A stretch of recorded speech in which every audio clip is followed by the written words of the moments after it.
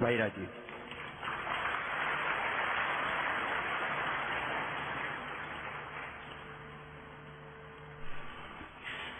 परम पूजनीय स्वामी जी, भारत स्वाभिमान के सभी सम्माननीय बहनों भाइयों, विश्व मुक्त खेती और समृद्ध किसान, इस विषय पर मैं आपसे बात करूंगा।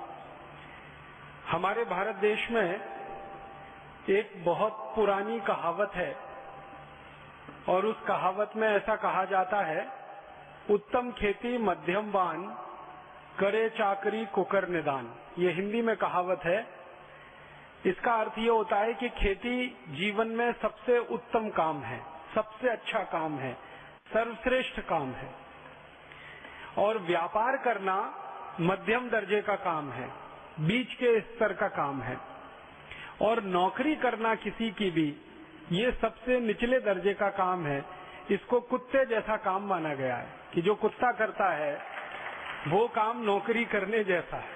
करे चाकरी कुकर निदान, कुकर कुत्ते को कहते हैं।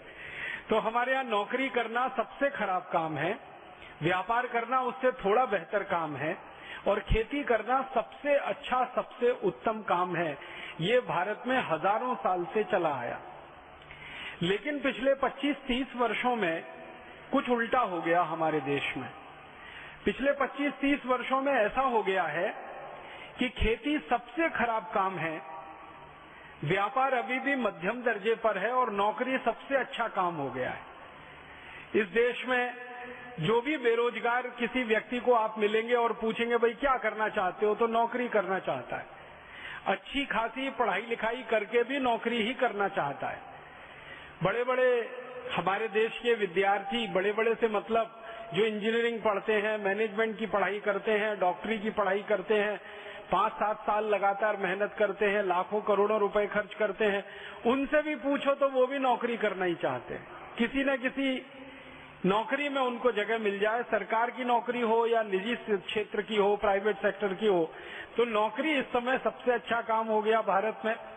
व्यापार अभी भी मध्यम दर्जे पर है, और खेती सबसे खराब काम हो गया। खेती सबसे खराब काम क्यों हो गया हमारे देश में?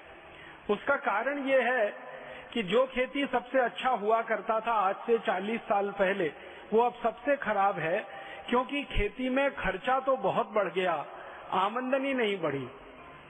जिस अनुपात में खर्चा बढ़ा उस अनुपात में आमदनी नहीं बढ़ी। हमारे किसान जो खेती करते हैं इस देश में, उनका पिछले 20-25 वर्षों में कितना खर्चा बढ़ा है, आप अंदाजा लगाना चाहें तो कुछ आंकड़े बताता हूँ। हमारे किसान खेती करते हैं, सबसे ज्यादा खर्चा करते हैं वो urea, DAP, super phosphate, single super phosphate, रासायनिक खाद खरीदने में। ये जो रासायनिक खादें हैं पिछले सालों में कितनी महंगी हुई हैं। 1990-91 में यूरिया का एक पैकेट लगभग 60 से 70 रुपए के बीच में आता था, और एक पैकेट 50 किलो का होता था। अब 2009 में वो यूरिया का पैकेट खरीदे तो लगभग 270 रुपए का आता है। वो सरकारी आंकड़ा है, और अगर गैर सरकारी आंकड़े की बात करूं तो यूरिया का 50 किलो का बोरा 350-400 रुपए तक भी बिकता जाता है हमारे देश में, जिसको ब्लैक में बिक्री हम कहते हैं। इसी तरह एक जमाने में 3-4 रुपए किलो तक डीएपी आता था, अब वो डीएपी 23 रुपए किलो है। एक जमाने में 2-2.5 रुपए किलो का सिंगल सुपर फॉस्फेट होता था, 40 रुपए किलो है। माने अगर आप इसको अनुपात में निकालें या गुने में निकालें तो यूरिया पिछले 10-15 वर्षों में 7 गुना महंगा हो गया, डीएपी तो लगभग 8 से 9 गुना महंगा हो गया, सिंगल सुपर फॉस्फेट 7-8 गुना महंगा हो गया। इसी तरह से किसान के काम आने वाला डीजल, जो कभी 3-3.5 रुपए लीटर बिका करता था, अब 38-40 रुपए लीटर, 10 गुना महंगा हो गया। माने किसान के खर्चे लगातार बढ़ रहे हैं, 5 गुने, 7 गुने, 8 गुने, 10 गुने। और किसान जो रासायनिक कीटनाशक और जंतुनाशक खरीदते और इस्तेमाल करते रहे हैं, जो जंतुनाशक, जो रासायनिक कीटनाशक 100 रुपए लीटर, 150-200 रुपए लीटर आते थे, आज उनकी कीमत 15,000 रुपए लीटर तक पहुंच गई। 20,000 रुपए लीटर तक हमारे यहाँ जंतुनाशक और कीटनाशक बिक रहे हैं। तो सैकड़ों गुना महंगा किसानों के लिए जंतुनाशक, कीटनाशक, और कई गुना महंगी खाद, रासायनिक, ये सब किसानों के खर्चे तो बहुत बढ़ गए हैं, लेकिन खेती से होने वाली आमदनी उस अनुपात में नहीं बढ़ रही है। किसान का गेहूं आज से करीब 15-16 साल पहले 7 से 8 रुपए किलो बिकता था, अब वो 10 रुपए किलो है। तो गेहूं के भाव में बढ़ोतरी मुश्किल से मुश्किल 15-20% हुई है, और रासायनिक खाद के भाव में बढ़ोतरी 7 से 8 गुना ज्यादा हो गई है। अगर प्रतिशत में आप निकालेंगे तो सैकड़ों प्रतिशत में वृद्धि हुई है खाद की कीमत में, लेकिन गेहूं की कीमत जो खरीदने वाली है सरकार के द्वारा 20% की ही वृद्धि हुई है। इसी तरह धान की बात करें, आज धान खरीदा जाता है सारे भारत देश में 700 से 800 रुपए क्विंटल, और आज से 12-13 साल 15 साल पहले तक खरीदा जाता था 500 रुपए क्विंटल। तो धान की कीमत में भी 20-25% की बढ़ोतरी हुई है। लेकिन धान पैदा करने के लिए जो यूरिया, डीएपी, सुपरफॉस्फेट लगता है या कीटनाशक लगते हैं, उनकी कीमतों में 700-800% की वृद्धि हो चुकी है। तो किसान जो बेचे उसकी कीमत तो ज्यादा बढ़ती नहीं है, किसान जो बाजार से खरीदे वो कई गुना ज्यादा महंगा हो गया है। तो पूरी की पूरी खेती घाटे में चली गई है। अब इस घाटे की खेती को करने में किसान की जो समस्या आ रही है वो ये कि वो जब भी खेती करता है, फसल निर्माण करता है, फसल उत्पादन होती है, बिक्री होते ही सारा पैसा किसान के हाथ से निकल जाता है। वो या तो खाद खरीदने वाली कंपनियों के जेब में, या कीटनाशक खरीदने वाली बेचने वाली कंपनियों की जेब में, या किसान के लिए बीज बेचने वाली कंपनियों की जेब में। किसान के पास कुछ नहीं बचता। तो दैनिक जीवन के काम चलाने के लिए किसान फिर कर्ज लेना शुरू करता है, फिर कर्ज का ब्याज भरना पड़ता है, फिर और कर्ज बढ़ जाता है, फिर और ब्याज देना पड़ता है। और आपको शायद जानकर ये तकलीफ होगी, दुख होगा कि भारत में किसान अकेला एक समूह है जो चक्रवर्ती ब्याज देता है कर्ज पर। हम शहरों में रहते हैं और शहरों में रहने के लिए मकान बनाना पड़ता है, बैंक से कर्ज लेते हैं, साधारण ब्याज दर पर हमें बैंक का कर्ज मिल जाता है। हम शहरों में रहते हैं, गाड़ियां चाहिए हमको, गाड़ी खरीदने के लिए साधारण ब्याज दर पे कर्ज मिल जाता है। लेकिन किसान अपने खेत में ट्रैक्टर अगर चलाने के लिए ट्रैक्टर खरीदे, बैल खरीदे, किसान जंतुनाशक खरीदे, कीटनाशक खरीदे, उसके लिए कर्ज लेना पड़े सहकारी संस्थाओं से, पत संस्थाओं से, तो चक्रवर्ती ब्याज पे कर्ज मिलता है किसानों को। और आप जानते हैं चक्रवर्ती ब्याज दुनिया में सबसे खतरनाक होती है। मैं एक दिन ऐसे ही मनोरंजन के लिए एक छोटा सा आकलन कर रहा था कि मैं अगर चक्रवर्ती ब्याज की दर पर कहीं से कर्ज ले लूं, मान लीजिए 1% की चक्रवर्ती ब्याज की दर पर 100 रुपए का कर्ज मैं ले लूं, मात्र 1% की चक्रवर्ती ब्याज के दर पर 100 रुपए का कर्ज ले लूं, तो 250 से 300 साल में वो कर्ज इतना हो जाता है कि संपूर्ण भारत देश की पृथ्वी के बराबर का सोना अगर मैं वापस कर दूं तो कर्ज मुक्त नहीं हो सकता। इतना खतरनाक होता है चक्रवर्ती ब्याज का चक्कर। आप में से गणित के कोई विद्यार्थी रहे हो तो आप इसका अंदाजा लगा सकते हैं। हमारा किसान इसी चक्रवर्ती ब्याज के चक्कर में फंसा हुआ है। इस देश का एक भी किसान भाई बहन ऐसा नहीं है जो कर्जदार न हो, क्योंकि खेती में उत्पादन के लिए जो खर्च है वो बहुत ज्यादा और बिक्री के लिए जो लाभ है वो बहुत कम। तो हर एक किसान कर्जे में फंसा है। उस कर्जे के दुष्चक्र में अंतिम नतीजा जो निकलता है किसान के लिए वो ये कि जब वो किसी भी तरह से कर्ज वापस करने की स्थिति में नहीं होता तो उसका घर गिरवी रखता है, उसकी जमीन गिरवी रखी जाती है, उसके पत्नी के गहने जेवर गिरवी रखे जाते हैं, दागिने गिरवी रखे जाते हैं, अंत में गाय बैल भैंस उसके गिरवी रख जाते हैं। और जब सब कुछ गिरवी रख जाता है उसके बावजूद कर्जदार उसके दरवाजे पर आकर, साहूकार उसके दरवाजे पर आकर खड़ा हो जाता है वसूली के लिए, तो किसान को अपनी इज्जत बचाने के लिए एक ही रास्ता है, वो आत्महत्या कर लेता है। हमारे भारत देश में सरकार के आंकड़ों के अनुसार 56,000 किसान हर साल आत्महत्या करते हैं इस देश में, और सरकार खुद मानती है जो एफआईआर के रूप में दर्ज होते हैं वो 56,000 हैं। अगर एफआईआर ना हो और किसानों की आत्महत्याएं हो, सरकार को पता ही ना चले, पुलिस को रिपोर्ट ना कराई जाए, ऐसी आत्महत्याओं को जोड़ा जाए तो वो लाख से ऊपर निकलता है। हमारे देश के जो राज्य जहां सबसे ज्यादा किसानों की आत्महत्याएं हो रही हैं, पंजाब है, उसके बाद हरियाणा है, फिर आप महाराष्ट्र के हैं, महाराष्ट्र है, फिर आंध्र प्रदेश है, फिर कर्नाटक है, तमिलनाडु है, केरल है। ये ऐसे 6-7 राज्य सारे देश में बदनाम हो गए हैं किसानों की आत्महत्या के लिए। भारत सरकार समय समय पर आत्महत्या करने वाले किसानों के परिवारों का सर्वेक्षण कराती है और उन परिवारों से पूछा जाता है कि आखिर अब बताइए आपके घर में परिवार में आत्महत्या क्यों हुई। तो सभी परिवारों के मुंह से एक ही जवाब सुनने को मिलता है, वो ये कि हमारी पूरी खेती गिरवी रख गई, हमारे गाय बैल भैंस गिरवी रख गए, घर के आभूषण गहने गिरवी रखे जा चुके हैं, संपत्ति के नाम पर हमारे हाथ में कुछ नहीं है और साहूकार का कर्ज अभी बाकी है वो देना है, बैंक का कर्ज अभी बाकी है वो देना है और फसल इतनी अच्छी हुई नहीं है कि हम कर्ज पूरा वापस दे सकें। अगली फसल करने के लिए भी जेब में पैसा नहीं है, अगली फसल के लिए कोई बैंक कर्ज देने को तैयार नहीं है क्योंकि पुराना कर्ज वापस करने की हमारी हैसियत नहीं है। उस स्थिति में क्या करें? आत्महत्या ही एक आखिरी उपाय बचता है। ये जवाब उन सभी किसान परिवारों के मुंह से सुनने को मिला है जिनके यहाँ आत्महत्या हुई है। आप जानते हैं महाराष्ट्र में विदर्भ नाम का इलाका है जहाँ पिछले 10 साल में रहता रहा वर्धा सेवाग्राम। ये विदर्भ तो सारे देश में बदनाम हो गया है किसानों की आत्महत्या के लिए।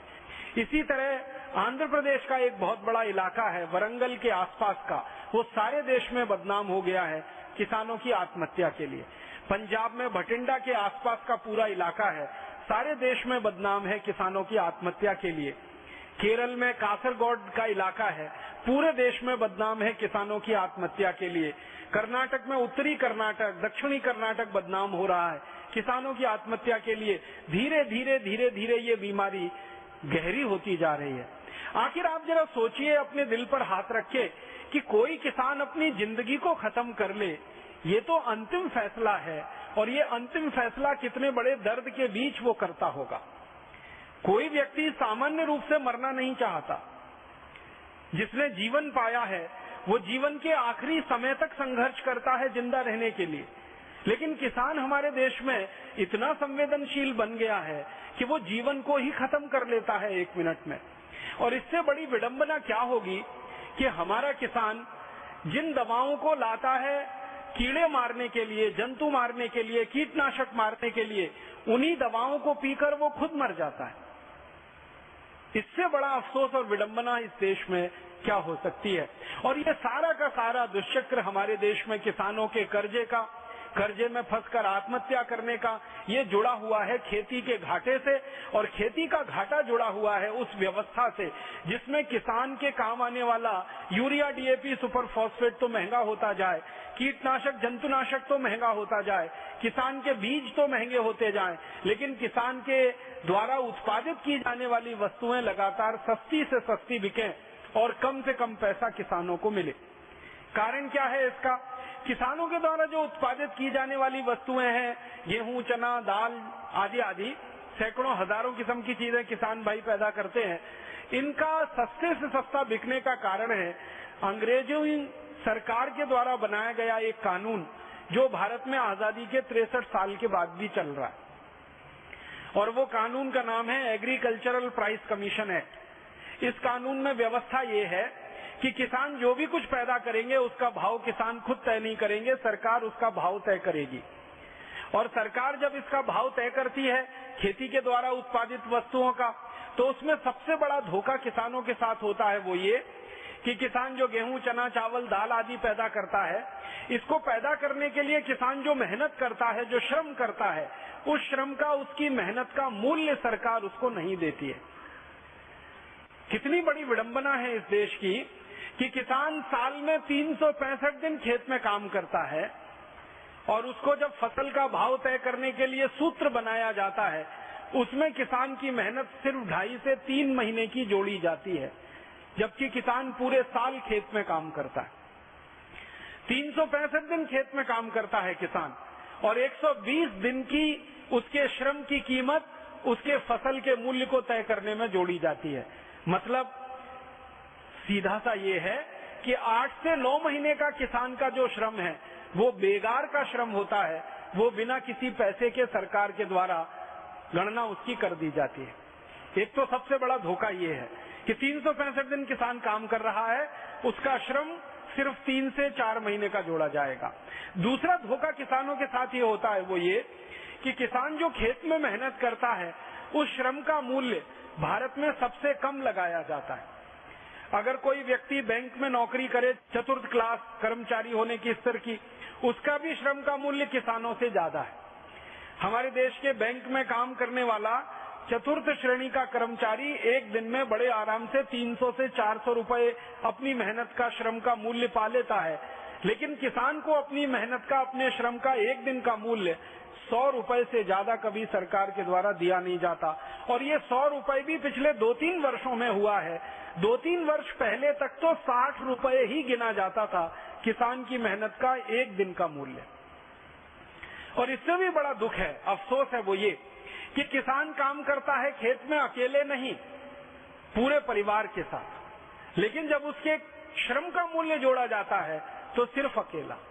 उसका पूरा परिवार काम करता, उसकी पत्नी काम करती है, बच्चे काम करते हैं, उनका श्रम का मूल्य सरकार जोड़ती ही नहीं है उसमें। और इस कारण से खेती के द्वारा पैदा होने वाली हर चीज इस देश में बहुत सस्ती है। गेहूं 10-11 रुपए किलो, चावल 6-7 रुपए किलो में सरकार खरीद लेती है, कपास वगैरह 12 से 15 रुपए किलो में खरीद लिया जाता है, बहुत आंदोलन हो तो 20 रुपए किलो का भाव मिल जाता है। शुगर केन, गन्ना, वो सबसे सस्ता खरीदा जाता है इस देश में किसानों के खेतों में से। और सबसे एक और मुश्किल की बात है कि किसानों से ये सब सरकार खरीद लेती है और उसका भुगतान 1-1 साल तक किसानों को नहीं होता। आप सब महाराष्ट्र के रहने वाले हैं, गन्ना बेचने के लिए किसान जो जो मिलों में जाता है, शुगर मिल में जाता है, वहां के रिकॉर्ड्स आप चेक कर लीजिए, किसी भी किसान को कोई भी शुगर मिल तुरंत भुगतान नहीं करती। 6 महीने के बाद, 8 महीने के बाद, साल भर के बाद, कहीं कहीं तो 2-2 साल के बाद। और ये जो महाराष्ट्र की कहानी है वो पूरे देश की कहानी है। कपास बेच देते हैं किसान, 6-6 महीने, साल भर उनका भुगतान नहीं होता है। सरकार उसको बेचकर मुनाफा कमाती रहती है, धंधा करती रहती है, किसान की जेब में पैसा नहीं आ पाता। तो इन सब कारणों से किसान की आमदनी हमेशा कम रहती है और खर्चे उसके हमेशा से ज्यादा रहते हैं। कितनी बड़ी विडंबना है। आप इसको दूसरे तरीके से सोचने की कोशिश करिए कि अगर मैं किसान हूं, आप किसान हैं, बाजार में जाकर एक साबुन खरीदे 15 रुपए का, तो 15 रुपए का 100 ग्राम साबुन खरीदने के लिए 1.5 किलो गेहूं बेचना पड़ जाएगा। 15 रुपए का 100 ग्राम साबुन खरीदने के लिए कम से कम 2 किलो धान बेचना पड़ जाएगा। अगर 1.5 किलो गेहूं का मूल्य हम जांचने की कोशिश करें तो 1.5 किलो गेहूं से अगर आटा बना दिया जाए, आटे की रोटी बना दी जाए तो 2 परिवार के लिए पर्याप्त होगी। तो जितने में 2 परिवार का पेट भर जाएगा, उतने रुपए का गेहूं बेचकर एक 100 ग्राम साबुन हम बाजार से खरीद पाएंगे। मतलब सीधा सा ये है कि साबुन का मूल्य और उसकी कीमत बहुत ज्यादा है, गेहूं का मूल्य और उसकी कीमत बहुत कम है। कारण उसका यही है, साबुन पैदा करने वाले जो उद्योगपति हैं उनको साबुन का भाव तय करने का अधिकार है। किसान गेहूं पैदा करता है, धान पैदा करता है, उसको अपना भाव तय करने का ही अधिकार नहीं है। और तय भी करे तो सरकार इस फॉर्मूले से तय करती है कि उद्योगों में पैदा होने वाली वस्तुओं की कीमतें अलग तरीके से तय की जाती हैं, खेती में पैदा होने वाली चीजों की कीमतें बिल्कुल अलग तरीके से तय की जाती हैं। उद्योगों में जो श्रमिक काम करते हैं उनका श्रम मूल्य बाजार के हिसाब से होता है और किसान जो खेतों में काम करता है उनका श्रम मूल्य सबसे कम होता है। इसलिए किसान के ऊपर ये अत्याचार है और इसलिए खेती अभी घाटे का सौदा होती चली जा रही है। खेती के घाटे का सौदा होने का जो सबसे बड़ा कारण हम लोगों को समझ में आता है वो ये कि किसान के द्वारा खरीदा जाने वाला रासायनिक खाद, जंतुनाशक, कीटनाशक, ये उनका सबसे बड़ा खर्चा है। एक औसतन अगर मैं बात करूं तो किसान की जिंदगी की आमदनी का 60% हिस्सा रासायनिक खाद खरीदने में चला जाता है, 20% हिस्सा जंतुनाशक और कीटनाशक खरीदने में चला जाता है और बाकी का जो 20% बचा हुआ किसान का हिस्सा होता है वो उसकी दैनिक जीवन के काम करने में खर्च हो जाता है। बेटे बेटियों का विवाह करना है, उनकी पढ़ाई करनी है, मुकदमेबाजी है, उसमें बिजली का बिल है और दूसरे तरह के खर्चे में बाकी 20% निकल जाता है। किसान के पास जमा कुछ भी नहीं बचता, इसलिए वो हमेशा कर्जदार रहता है। इसका मतलब बिल्कुल सीधा है, किसान की जिंदगी के जीवन के खर्चे को अगर हम अलग कर दें जो 20% का है, तो बाकी का जो 80% का खर्चा किसान की जिंदगी का है वो तो रासायनिक खाद, जंतुनाशक और कीटनाशक का ही है। और पिछले आजादी के 40-45 वर्षों में खासकर किसानों के बीच में सरकार के द्वारा एक बहुत बड़ा दुष्प्रचार किया गया है, वो ये कि किसान अगर रासायनिक खाद नहीं डालेंगे तो उत्पादन नहीं होगा, कीटनाशक नहीं डालेंगे तो फसल खत्म हो जाएगी, जंतुनाशक नहीं डालेंगे तो फसल चौपट हो जाएगी। तो पिछले 40 साल से भारत के बहुत सारे कृषि वैज्ञानिक और कृषि विश्वविद्यालय हमारे किसानों को ये समझाते चले आ रहे हैं कि आपको तो रासायनिक खाद डालना ही पड़ेगा, आपको तो जंतुनाशक डालना ही पड़ेगा, कीटनाशक डालना ही पड़ेगा, बिना उसके खेत में उत्पादन नहीं होगा। तो ये जो डर और भय हमारे किसान भाइयों के मन में बैठ गया, इस डर और भय का अंतिम दुष्परिणाम ये है कि किसानों की जिंदगी का 80% खर्चा रासायनिक खाद, कीटनाशक और जंतुनाशक में जा रहा है। भारत के बारे में जरा जानने की कोशिश करें कि ये रासायनिक खाद, कीटनाशक, जंतुनाशक कितने बड़े पैमाने पर इस्तेमाल हो रहा है और इसका अंतिम परिणाम क्या हो रहा है। तो भारत सरकार के सन 2004-2005 के जो आंकड़े हैं वो मैं आपके सामने रखना चाहता हूं, क्योंकि अभी 2008 और 2009 के आंकड़े सरकार ने जारी नहीं किए हैं। जो सबसे लेटेस्ट सरकार के डेटा हैं, स्टैटिस्टिक्स हैं, वो 2005 और 2004 के हैं। वो ये बताते हैं कि हर साल भारत के किसान अपने खेतों में 1,90,00,000 मीट्रिक टन रासायनिक खाद अपने खेतों में डाल देते हैं। Urea, DAP, di ammonium phosphate, single super phosphate, ये सब तरह की रासायनिक खाद मिलाकर 1,90,00,000 मीट्रिक टन। अगर इसको हेक्टेयर के हिसाब से निकाला जाए तो भारत के 1 हेक्टेयर खेत में लगभग हर साल 114 किलोग्राम रासायनिक खाद डाली जाती है 1 हेक्टेयर खेत में। और अगर इसको बाहर से आने वाली खाद के साथ जोड़ दिया जाए, सरकार का ये कहना है कि 1,90,00,000 मीट्रिक टन खाद पूरी नहीं पड़ती, इसमें कमी आती है, तो करीब 40 लाख मीट्रिक टन रासायनिक खाद सरकार हर साल विदेशों से आयात करती है। और वो भी इसमें जोड़ दिया जाए तो ये आंकड़ा और बड़ा हो जाता है। अब ये पूरी की पूरी खाद जो हमारे खेतों में डाली जा रही है, इसका मूल्य कितना है और इसके साथ जो कीटनाशक डाले जा रहे हैं उसका मूल्य कितना है, वो भी सरकार के आंकड़ों के हिसाब से मैं आपको बताना चाहता हूँ। ये जो खाद डालते हैं रासायनिक, यूरिया, डीएपी, सुपर फॉस्फेट आदि आदि, इसके बारे में सभी वैज्ञानिकों का जो शोध है वो ये कहता है कि जितनी ज्यादा रासायनिक खाद आप डालेंगे उतने ही ज्यादा जीव जंतु आपके खेत के फसल को बर्बाद करेंगे। ये बड़ा अजीब सा है, ये जो संबंध है ना, खाद ज्यादा डालो तो ज्यादा से ज्यादा कीड़े आएंगे, ज्यादा से ज्यादा जंतु आएंगे। अब ज्यादा से ज्यादा जंतु आएंगे तो उनको मारने के लिए फिर जंतुनाशक और डालो, फिर कीटनाशक और डालो। माने खाद ज्यादा डालने का दुष्परिणाम ज्यादा जहर डालना अपने खेत में जंतुनाशक और कीटनाशक के रूप में। हमारे देश के सरकारी आंकड़े बताते हैं, Indian council of agricultural research के 1950-52 में हमारे देश के 1 हेक्टेयर खेत में मुश्किल से 3 किलो रासायनिक खाद पड़ती थी। तब हमारे देश में जंतुनाशक और कीटनाशक सबसे कम बिकते थे। अब हमारे देश के 1 हेक्टेयर खेत में 114 किलोग्राम खाद पड़ जाती है, तो जंतुनाशक और कीटनाशक सबसे ज्यादा बिकते हैं। मतलब सीधा सा ये है कि पिछले 1952 से 2009 के बीच में जितना ज्यादा से ज्यादा यूरिया, डीएपी हमने खेत में डाला है, उतना ही ज्यादा कीटनाशक और जंतुनाशक डालने की जरूरत पड़ी है, क्योंकि उतने ही ज्यादा कीड़े हमारी फसल पर लगना शुरू हुए हैं। ये चक्कर क्या है, ये जरा समझना चाहिए। सरल शब्दों में मैं समझाना चाहता हूँ। होता क्या है कि जब हम यूरिया, डीएपी, सुपरफॉस्फेट खेत में डालते हैं तो खेत की मिट्टी में किसान की मदद करने वाले, फसल की मदद करने वाले करोड़ों करोड़ों जीव होते हैं। आपने बचपन में थोड़ा भी विज्ञान पढ़ा होगा, कृषि विज्ञान, तो आपने 2 शब्द पढ़े होंगे, एक मित्र जीव और एक शत्रु जीव, एक मित्र कीट और एक शत्रु कीट। हमारे खेत की मिट्टी में किसानों की मदद करने वाले भी जीव हैं और किसानों को नुकसान पहुंचाने वाले भी हैं। जब हम यूरिया, डीएपी ज्यादा डालते हैं तो किसानों की मदद करने वाले जो मित्र कीट होते हैं वो सब मर जाते हैं, मित्र जीव सब मर जाते हैं। और उनके मर जाने के कारण जो शत्रु कीट और शत्रु जीव हैं वो फसल पर हावी हो जाते हैं और फसल को बर्बाद करने में कोई कसर नहीं छोड़ते। और किसानों को वो नुकसान से बचने के लिए फिर बहुत ज्यादा कीटनाशक और जंतुनाशक डालना पड़ता है और उससे खेती का खर्च बहुत बढ़ता चला जाता है। हमारे देश के खेतों में 1 करोड़ 90 लाख मीट्रिक टन जो रासायनिक खाद डाला जा रहा है, उसके कारण हर साल 90,000 मीट्रिक टन कीटनाशक और जंतुनाशक डालना पड़ता है। अब 90,000 मीट्रिक टन जंतुनाशक और कीटनाशक हम खेत में डाल देते हैं और 1 करोड़ 90 लाख मीट्रिक टन रासायनिक खाद डाल देते हैं। दोनों जहर अगर मिला लिया जाए तो ये कहाँ पहुंचेगा और किस स्तर पर हमको प्रभावित कर रहा है, इसको जरा समझें। हमारे भारत में 115 करोड़ लोग रहते हैं जो भोजन करते हैं। आपको मालूम है जितना रासायनिक खाद, जंतुनाशक, कीटनाशक हम खेत में डालेंगे वो सब मिट्टी में जाएगा, मिट्टी से पौधों की जड़ों में आएगा, पौधों की जड़ों से तने में आएगा, पत्ते में आएगा, फल में आएगा और अंतिम रूप से वो आपके पेट में आएगा।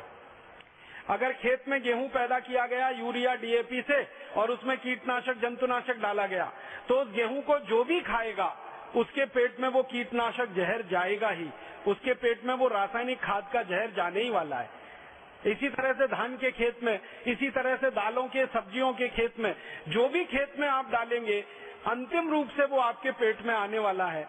तो उस हिसाब से कुछ मैंने निकालने की, जानने की कोशिश की तो पता ये चला कि 1 साल में जितना कीटनाशक हमारे खेतों में डाला जाता है और 1 साल में जितना यूरिया डीएपी रासायनिक खाद खेतों में डाला जाता है, अंत में वो हमारे पेट में आता है। तो भारत देश के हर व्यक्ति के पेट में साल में 1 किलो 700 ग्राम तो रासायनिक खाद चला जाता है। 1 किलो 700 ग्राम। और कीटनाशकों का जो जहर है, इंसेक्टिसाइड, पेस्टिसाइड्स का, वो करीब करीब 200 ग्राम हमारे हर व्यक्ति के पेट में चला जाता है।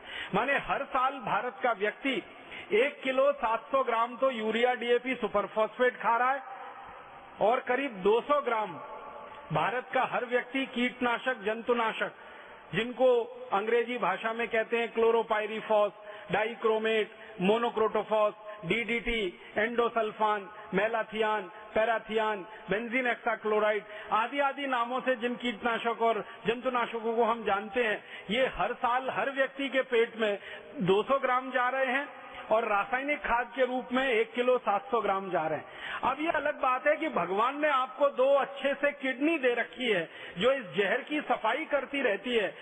और अगर जहरीले कीटनाशक और जंतुनाशक की बात करें तो किलो किलो, क्विंटल के क्विंटल 100 साल की उम्र तक आदमी खाता ही है। और इसका अंतिम दुष्परिणाम क्या है कि आप जब ये यूरिया खा रहे हैं, डीएपी खा रहे हैं, सुपर फॉस्फेट खा रहे हैं और जहरीले कीटनाशक, जंतुनाशक खा रहे हैं, तो अंत में आपके शरीर को जो बीमारियां हो रही हैं और उससे जो मौतें पूरे देश में हो रही हैं, वो हमारे लिए बहुत ही दर्दनाक है। हमारे देश में 5 से 7 लाख लोग कैंसर से हर साल मर रहे हैं, सरकार के आंकड़े हैं और रिपोर्टेड केस है। हमारे देश के आईसीएमआर के डॉक्टर कहते हैं कि अनरिपोर्टेड केस को जोड़ लें तो ये 10 लाख से भी ऊपर निकल सकते हैं। हमारे देश में करोड़ों लोग डायबिटीज के शिकार हैं, करोड़ों लोगों को हाइपरटेंशन है, ब्लड प्रेशर की बीमारी है, करोड़ों लोगों को अस्थमा है, दमा है, ब्रोंकियल अस्थमा है, घुटनों का दर्द है, कमर का दर्द है, कंधों का दर्द है, जोड़ों का दर्द है। आपको मालूम है किडनी फेलियर के लाखों लाखों जो केस हमारे यहाँ आ रहे हैं, ये सारी की सारी बीमारियों के जड़ में अगर कोई है तो रासायनिक खाद, कीटनाशक और जंतुनाशक का भोजन जो रोज आप खा रहे हैं। हर आदमी हिंदुस्तान में आधा मिलीग्राम जंतुनाशक रोज खा जाता है, चाहे सब्जी को कितना भी धोकर आप पकाएं। आप सभी माताएं बहनें ये कहेंगी हम तो सब्जी को बहुत अच्छे से धो लेते हैं और बहुत अच्छे से गर्म पानी में धो लेते हैं। कई कई बहनें तो उनको कुछ घोल डालकर, पोटेशियम परमैंगनेट के घोल में डालकर धो लेती हैं। आप कितना भी धो लीजिए, आधा मिलीग्राम जहर तो रोज जाना ही है आपके शरीर में सब्जियों के माध्यम से। और यही जहर इकट्ठा होते होते आपको भयंकर बीमारियों का कारण। हमारे देश में कई विशेषज्ञों ने कुछ गंभीर शोध किए हैं। मैं उनकी 2-3 बातें जो बहुत महत्व की हैं आपसे कहना चाहता हूं कि आजकल हमारी माताओं में और पुरुषों में नपुंसकता की जो बीमारी बहुत तेजी से बढ़ी है। बहुत सारी माताएं, बहुत सारे पुरुष बच्चा पैदा करने में असमर्थ हैं, संतान का सुख लेने में असमर्थ हैं। इसका मूल जो कारण है वो जंतुनाशक और कीटनाशक का भोजन है। फिर हमारे देश में ब्रेन कैंसर, फिर हमारे देश में ब्लड कैंसर, इन दोनों के सबसे ज्यादा जो केसेस बढ़ रहे हैं उसका कारण जंतुनाशक, कीटनाशक और जहरीला रासायनिक भोजन है। फिर हमारे यहाँ डायबिटीज के बारे में सबसे ज्यादा शोध की है जिन वैज्ञानिकों ने, उनका कहना है कि डायबिटीज 200% ज्यादा खतरा पैदा कर देती है उन लोगों को जो जहरीले जंतुनाशक और कीटनाशक का खाना खाते हैं।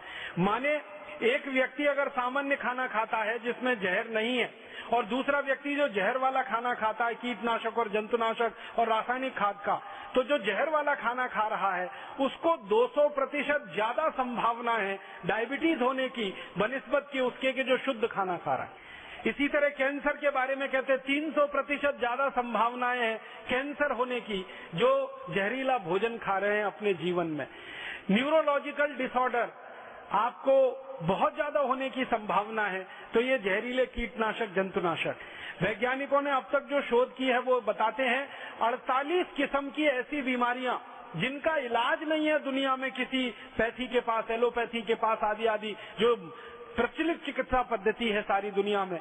48 ऐसी बीमारियां जो सबसे गंभीर मानी जाती हैं, जिसमें cancer, diabetes, hypertension, asthma, bronchial asthma, tuberculosis और आपका न्यूरोलॉजिकल डिसऑर्डर्स और ब्रेन के बहुत सारे प्रॉब्लम्स, ये सब जहरीले कीटनाशक जंतुनाशक का दुष्परिणाम है। तो खेतों में डाला जाता है यूरिया, डीएपी, अंत में आता है हमारे शरीर में दुष्परिणाम हमको होता है। खेतों में डाला जाता है जहर, एंडोसल्फान, मेलाथियान, पैराथियान, अंत में हमारे शरीर में आता है जहर बनके और हमको दुष्परिणाम करता है। तो भारत के 115 करोड़ लोगों का भोजन तो जहरीला हो ही गया है और उस जहर के कारण हमें जो बीमारियों के ठीक होने पर खर्चा करना पड़ता है, बार बार स्वामी जी के मुंह से आप सुनते हैं 7 लाख करोड़ रुपए का दवाओं का खर्चा हमारा बढ़ गया है। ये 7 लाख करोड़ का सारा खर्चा एक ही दुष्परिणाम में से निकल रहा है और वो है जहरीली खेती, विषयुक्त खेती, खेतों में डाले जाने वाला रासायनिक खाद और कीटनाशक और जंतुनाशक। ये तो एक दुष्परिणाम है। दूसरा दुष्परिणाम है वो किसानों को प्रत्यक्ष है। किसानों को दुष्परिणाम क्या है? किसानों की जिंदगी के खून पसीने की कमाई का लगभग लाखों करोड़ों रुपया, अगर ठीक ठीक से मैं कहूं तो 4,80,000 करोड़ रुपया किसानों की जिंदगी के खून पसीने की कमाई का ये रासायनिक खाद और जहरीले कीटनाशक खरीदने में बर्बाद हो जाता है। किसानों का खर्चा हो रहा है 4,80,000 करोड़ यूरिया, डीएपी और जंतुनाशक कीटनाशक खरीदने में, और वो सारा का सारा हमारे शरीर में आता है। फिर हमें बीमारियों का इलाज कराने में खर्च करना पड़ रहा है करीब 7 लाख करोड़। अगर दोनों खर्चे को मिला दिया जाए तो लगभग 12 लाख करोड़ रुपए हमारे देश का सीधे बर्बाद हो रहा है खेतों में जो यूरिया, डीएपी और कीटनाशक का जहर डाला जा रहा है उसके कारण। और आप जानते हैं ये 12 लाख करोड़ रुपए की रकम कितनी बड़ी रकम है। ये भारत सरकार के एक साल के बजट से 2 लाख करोड़ रुपए ज्यादा है। भारत का एक साल का बजट 10 लाख करोड़ का है, उससे भी 2 लाख करोड़ रुपए ज्यादा की रकम हमारी खर्च हो रही है ये यूरिया, डीएपी, सुपर फॉस्फेट आदि आदि का खेतों में इस्तेमाल करने से। तो एक तो प्रत्यक्ष नुकसान है वो किसानों को, और दूसरा परोक्ष नुकसान है वो भारत के 115 करोड़ नागरिकों को। और एक तीसरा नुकसान है वो ये कि ये 4,80,000 करोड़ रुपए जो किसानों के द्वारा खर्च किया जाता है, इस खर्चे में भारत सरकार लगभग 1,20,000 करोड़ की सब्सिडी देती है यूरिया, डीएपी और कीटनाशकों पर, और वो सब्सिडी का सारा खर्चा सरकार आपकी जेब में से निकालती है टैक्स के रूप में। तो तीसरा खर्चा आपकी जेब पर डाका सरकार के द्वारा। आप सरकार को टैक्स देते हैं विकास का काम करने के लिए, उस टैक्स के पैसे में से 1,20,000 करोड़ रुपए सरकार खर्च कर देती है यूरिया, डीएपी और कीटनाशक कंपनियों को दे देते हैं वो, ताकि किसानों को ये आसानी से और सस्ता उपलब्ध हो जाए। तो आपकी जेब से भी पैसा जा रहा है, किसान की जेब से भी पैसा जा रहा है, अंत में आप बीमार पड़ रहे हैं, वो पैसा भी आपको लाखों करोड़ों में खर्च करना पड़ रहा है। तो आप बोलिए कि ये जहरीली खेती और ये विषयुक्त खेती जो हमारे देश में चल रही है, इससे लाभ किसको हो रहा? लाभ सिर्फ एक जगह हो रहा है, और वो बड़ी बड़ी विदेशी कंपनियों को जो ये जहरीले रासायनिक कीटनाशक बेच रही हैं और हमारे देश में जहरीले रासायनिक खाद बेच रही हैं। अमेरिका की सैकड़ों कंपनियां हैं जो भारत में ये व्यापार पिछले 40 साल से कर रही हैं। अमेरिका के अलावा यूरोप के देशों की सैकड़ों कंपनियां हैं जो ये व्यापार भारत में पिछले 40 साल से कर रही हैं। आपको एक अमेरिकन कंपनी का नाम जरूर मैं लेना चाहूंगा कि अमेरिका की ऐसी ही एक कंपनी भारत में व्यापार करने आई थी, उसका नाम था यूनियन कार्बाइड। उसने भोपाल में एक कारखाना लगाया था और वो कारखाना जहरीला कीटनाशक बनाने के लिए ही था। उस कारखाने में से 40 मीट्रिक टन जहरीली गैस निकली थी, मिथाइल आइसोसाइनेट, और उस गैस के निकलने के कारण 3 दिसंबर 1984 की रात को 1 घंटे के अंदर 3000 लोग तड़प तड़प के मौत की नींद में सो गए थे। और सरकारी आंकड़ों के अनुसार कुल मिलाकर 17,000 लोग उसमें मरे थे और 1 लाख से ज्यादा लोग हमेशा के लिए विकलांग हो गए थे। वो एक अमेरिकन कंपनी की कहानी यूनियन कार्बाइड। इसी तरह से अमेरिका की एक कंपनी बायर, इसी तरह से अमेरिका की एक कंपनी पार्क डेविस, सैकड़ों अमेरिका की कंपनियां इस देश में जहरीले कीटनाशक का व्यापार कर रही हैं और उन कंपनियों को सबसे ज्यादा मुनाफा हो रहा है। जो पैसा किसान खर्च कर रहे हैं कीटनाशक जंतुनाशक खरीदने में, वो सारा इन कंपनियों की जेब में जा रहा है। और रासायनिक खाद जो हमारे देश के किसान खरीद रहे हैं, उसका पैसा भी भारत देश से बाहर जा रहा है, क्योंकि रासायनिक खाद बनाने के लिए एक केमिकल की जरूरत पड़ती है। उस केमिकल का नाम है नेफ्था, और ये केमिकल भारत में ज्यादा पैदा नहीं होता, ये विदेशों से आयात करना पड़ता है, क्योंकि ये केमिकल पेट्रोलियम बाई प्रोडक्ट है और भारत में पेट्रोल ज्यादा पैदा होता नहीं, कच्चा तेल ज्यादा पैदा होता नहीं। तो जिन देशों में कच्चा तेल ज्यादा पैदा होता है वहां से नेफ्था खरीदना पड़ता है, फिर उससे हम ये रासायनिक खाद बनाते हैं। तो अंत में सारा का सारा पैसा किसानों की जेब से निकलकर विदेशों में या किसानों की जेब से निकलकर विदेशी कंपनियों के खातों में जमा हो रहा है।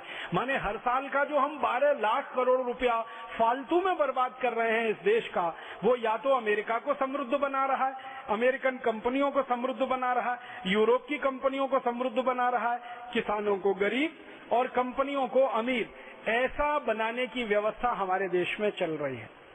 और मुझे बहुत अफसोस है ये कहते हुए कि जिन बड़ी बड़ी विदेशी अमेरिकन यूरोपियन कंपनियों का ये कीटनाशक जंतुनाशक हमारे देश में बिकता है, आप ये बोलेंगे आखिर ये किसान उसको खरीदते क्यों हैं, जरूरत क्या है?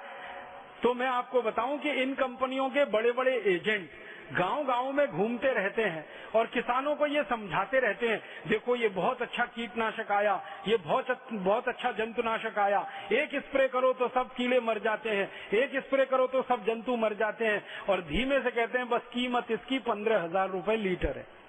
फिर किसान को समझाया जाता है कि 15,000 रुपए लीटर भी तुमको महंगा नहीं पड़ेगा, क्योंकि एक कीटनाशक है जो 1500 रुपए लीटर है, वो तुम 35-40 बार स्प्रे करोगे, उससे अच्छा ये है कि ये 15,000 रुपए लीटर का 1-2 बार ही स्प्रे कर लो।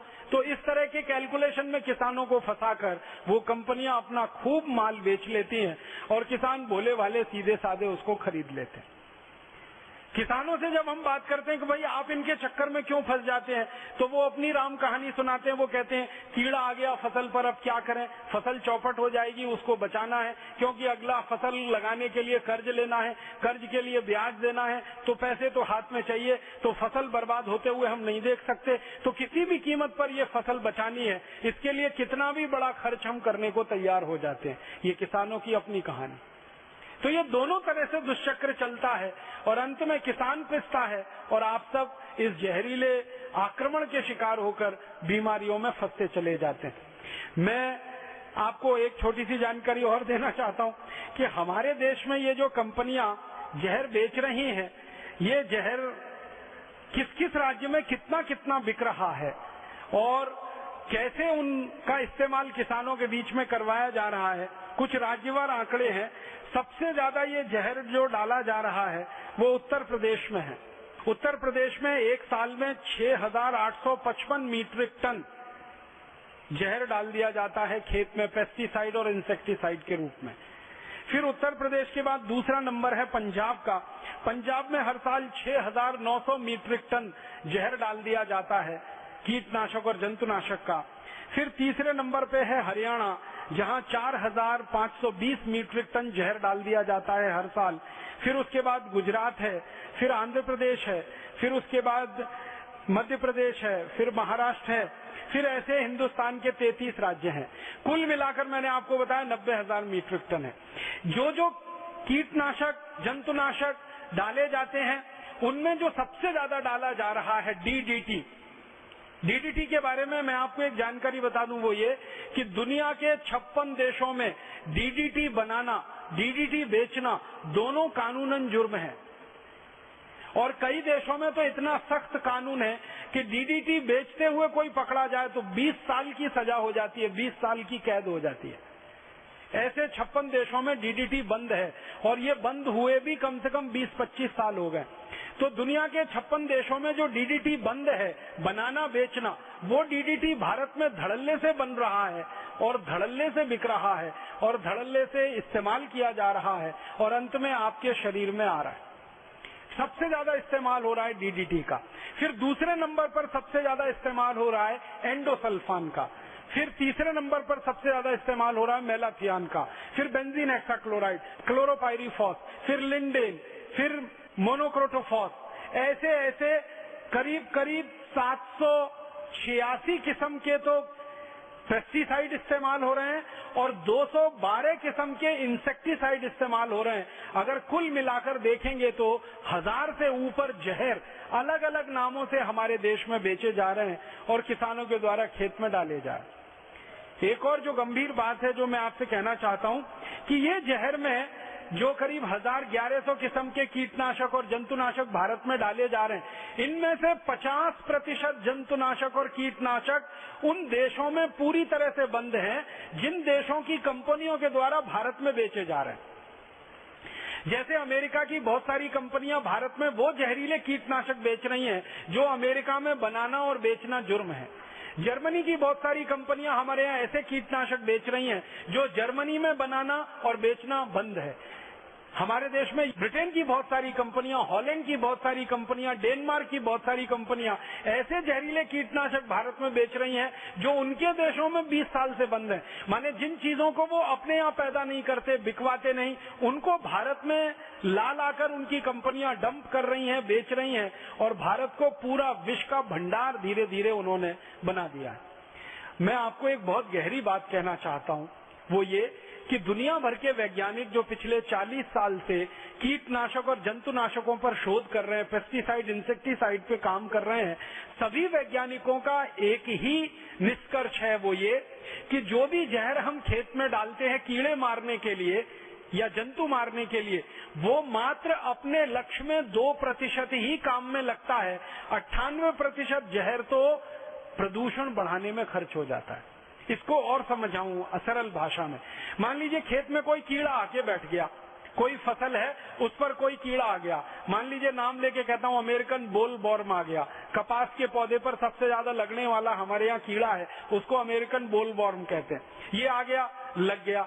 अब इसको मारने के लिए जो जहर छिड़का जाएगा वो पूरा जहर अगर 10 लीटर है, कल्पना करिए, या 100 लीटर है, तो 100 लीटर में 2 लीटर ही जहर काम में आएगा कीड़े को मारने के लिए। 98 लीटर जहर चला जाएगा मिट्टी में, पानी में और हवा में, जो प्रदूषण करेगा मिट्टी, पानी और हवा को। माने मात्र 2% ही काम में आता है कीटनाशक और जंतुनाशक। 98% तो मिट्टी को खराब करता है, पानी को खराब करता है, हवा को खराब करता है। आप पूछेंगे जी मिट्टी को कैसे खराब करता है? वो तो सीधे सीधे है कि सारा जहर मिट्टी में जाकर मिलेगा और मिट्टी में ये जहर सैकड़ों साल तक स्थापित रहता है, वो खत्म नहीं होता। और जानते हैं ये चक्र कैसे चलता है? मिट्टी में चला गया सारा जहर, कीड़े को मारने में काम आया 2%, 98% चला गया मिट्टी में। फिर बारिश हुई, बारिश का पानी मिट्टी पर गिरा, पानी के साथ वो बहता हुआ कीटनाशक आ गया नदियों में और नदियों से बह कर वो कीटनाशक चला गया आपके जमीन के नीचे पानी के रिसाव के साथ, और जमीन के नीचे के पानी में जाकर वो जहर अगर मिल गया तो वो भूमिगत पानी में जहर मिल गया। अब वो भूमिगत पानी को आप निकालेंगे पंप के द्वारा और पंप के द्वारा वो निकालेंगे और वो पानी फिर आप पिएंगे तो वो जहर अंत में आपके पेट में आ गया। क्योंकि आप जानते हैं नदियों का पानी सीपेज के माध्यम से जमीन के नीचे रिसता रहता है और उसके साथ कीटनाशक चले जाते हैं। और दूसरी एक कल्पना करिए कि खेतों में बहुत ज्यादा कीटनाशक का और जंतुनाशक का जहर डल गया, यूरिया डीएपी का जहर डल गया, बारिश का पानी गिरा, पानी के साथ ये जहर मिलते हुए गांव के तालाब में इकट्ठा हो गया। और गांव के तालाब में पशु पानी पीने जाते हैं, फिर पशुओं ने वो पानी पिया तो पशुओं के शरीर में चला गया, और पशुओं के शरीर में चला गया तो उनके खून में आ गया, और उनके खून में आ गया तो उनके दूध में आ गया, फिर वही पशु का दूध आप पी रहे हैं तो और ज्यादा जहर आपके पेट में आ गया। आप खेत में से पैदा हुआ गेहूं चावल चना दाल खा रहे हैं, सब्जियां खा रहे हैं, उसके द्वारा पेट में आपके जहर आ रहा है, वो तो एक बात है। जमीन के पानी के माध्यम से आ रहा है वो दूसरा है, और तीसरा पशुओं का दूध आप पी रहे हैं, दूध के माध्यम से वो जहर आपके पेट में आ रहा है, वो तीसरा तरीका है। और फिर उसके बाद क्या होता है, आप में से बहुत सारे किसान भाई बहन इस बात को जानते हैं, नासिक जिले से यहाँ अगर कोई आए हुए कार्यकर्ता हैं तो नासिक में अंगूर की द्राक्ष की बहुत जबरदस्त खेती होती है, और आप जाकर देखिए कि किस तरह से उस पर फव्वारा फेंका जाता है, ऑक्सैलिक एसिड का किस तरह से स्प्रे किया जाता है। कई जगह तो मैंने देखा मेरी आंखों से कि जहर भरा डब्बा और अंगूर का वो गुच्छा लटकता रहता है ना, डब्बा ऐसे कर देते हैं, पूरा गुच्छा उसमें डुबो देते हैं, और वो इतना खराब है कि अंगूर को धो लो 10 बार 20 बार 25 बार फिर भी धुलता नहीं है। बाजार से जब आप अंगूर खरीदेंगे तो उस पर सफेद सफेद सफेद सफेद आपको स्पष्ट दिखाई देता है। वो सीधे जहर हम खाते हैं, हमारे घर में आने वाले मेहमानों को भी खिलाते हैं। मेहमानों को देवता कहते हैं, देवताओं को अंगूर के रूप में जहर परोसते हैं, और वो जहर खाली अंगूर के रूप में हमारे शरीर में नहीं आता। उन अंगूरों को सुखाया जाता है, उसकी किशमिश बनती है, उन अंगूरों को सुखाया जाता है और उसका कुछ सूखा मेवा बनाते हैं, अंत में वो फिर खाते हैं, वो हमारे शरीर में आता है। इसी तरह टमाटर पे स्प्रे होता है, इसी तरह भिंडी पर स्प्रे होता है, इसी तरह बैंगन पर स्प्रे होता है। कोई ऐसा फल और सब्जी अब बच नहीं पाया जहां पर ये स्प्रे ना हो। तो हर तरीके से ये सारा जहर या तो मिट्टी को खराब करेगा, पानी को खराब करेगा, हवा को खराब करेगा। जब आप स्प्रे करेंगे तो बहुत सारा जहर हवा में मिलेगा, हवा के कणों के साथ वो पूरी जगह फैलेगा, वो श्वास के रास्ते आपके शरीर में अंदर जाएगा। तो हर तरीके से ये दुष्परिणाम जो हो रहा है वो हमारे शरीर को हो रहा है। किसानों की बर्बादी तो पैसे के रूप में है और हमारी बर्बादी शरीर के स्वास्थ्य के खत्म हो जाने के रूप में है। ये बहुत बड़ा दुष्चक्र, एक तरह का षड्यंत्र हमारे देश में बना है और चल रहा है। आपके मन में एक सवाल आएगा कि आखिर ये सारा का सारा यूरिया, डीएपी या जहरीला कीटनाशक बनाना किसने शुरू किया सबसे पहले दुनिया में? कहां से ये आया, किसने बनाया, किसने इस पर खोज की, किसने इस पर शोध किया? ये अगर आपके मन में सवाल आए तो इसका उत्तर मैं देना चाहता हूं, वो ये कि दुनिया में सन 1939 से 1945 के बीच में एक युद्ध हुआ था जिसको हम सब कहते हैं द्वितीय विश्व युद्ध। इस दूसरे विश्व युद्ध में एक तरफ जर्मनी नाम का देश था, एक तरफ ब्रिटेन नाम का देश था। ब्रिटेन एक तरफ और ब्रिटेन के सहयोगी देश एक तरफ, जर्मनी एक तरफ और जर्मनी के सहयोगी देश एक तरफ। जर्मनी के साथ जापान था, ब्रिटेन के साथ और दूसरे देश थे। ये दो देशों के समूह बन गए थे और इनमें भयंकर लड़ाई हुई थी और इस युद्ध में लाखों करोड़ों अरबों रुपए के हथियार बेचे गए थे। इन हथियारों को बनाने के लिए रासायनिक चीजों की जरूरत थी, केमिकल्स की जरूरत थी।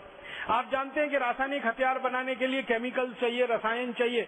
तो वो रसायन बनाने के लिए बहुत सारी कंपनियां यूरोप में स्थापित हुई थी। उन कंपनियों में तरह तरह के जहरीले रसायन बनाए जा रहे थे दूसरे विश्व युद्ध को लड़ने के लिए हथियार के रूप में। जब दूसरा विश्व युद्ध खत्म हो गया 1945 में, तो उन कंपनियों को भी खत्म हो जाना चाहिए था जो रसायन बनाने वाली कंपनियां थी। लेकिन युद्ध तो खत्म हो गया, रसायन बनाने वाली कंपनियां जिंदा रहीं, उनका उत्पादन बंद नहीं हुआ, क्योंकि यूरोप के देशों का ये कहना था कि अगर इन कंपनियों को हमने बंद करा दिया और इसमें उत्पादन बंद हो गया तो उनके लाखों करोड़ों लोग बेरोजगार हो जाएंगे। तो बेरोजगारी नहीं बढ़ानी है, इसलिए रसायनों का उत्पादन चालू रहा, लेकिन युद्ध बंद हो गया। तो युद्ध बंद होने के बाद उन रसायनों का कहां इस्तेमाल हो सकता है, इस पर यूरोप के देशों ने और विशेषकर ब्रिटेन के वैज्ञानिकों ने बहुत शोध किया, रिसर्च किया।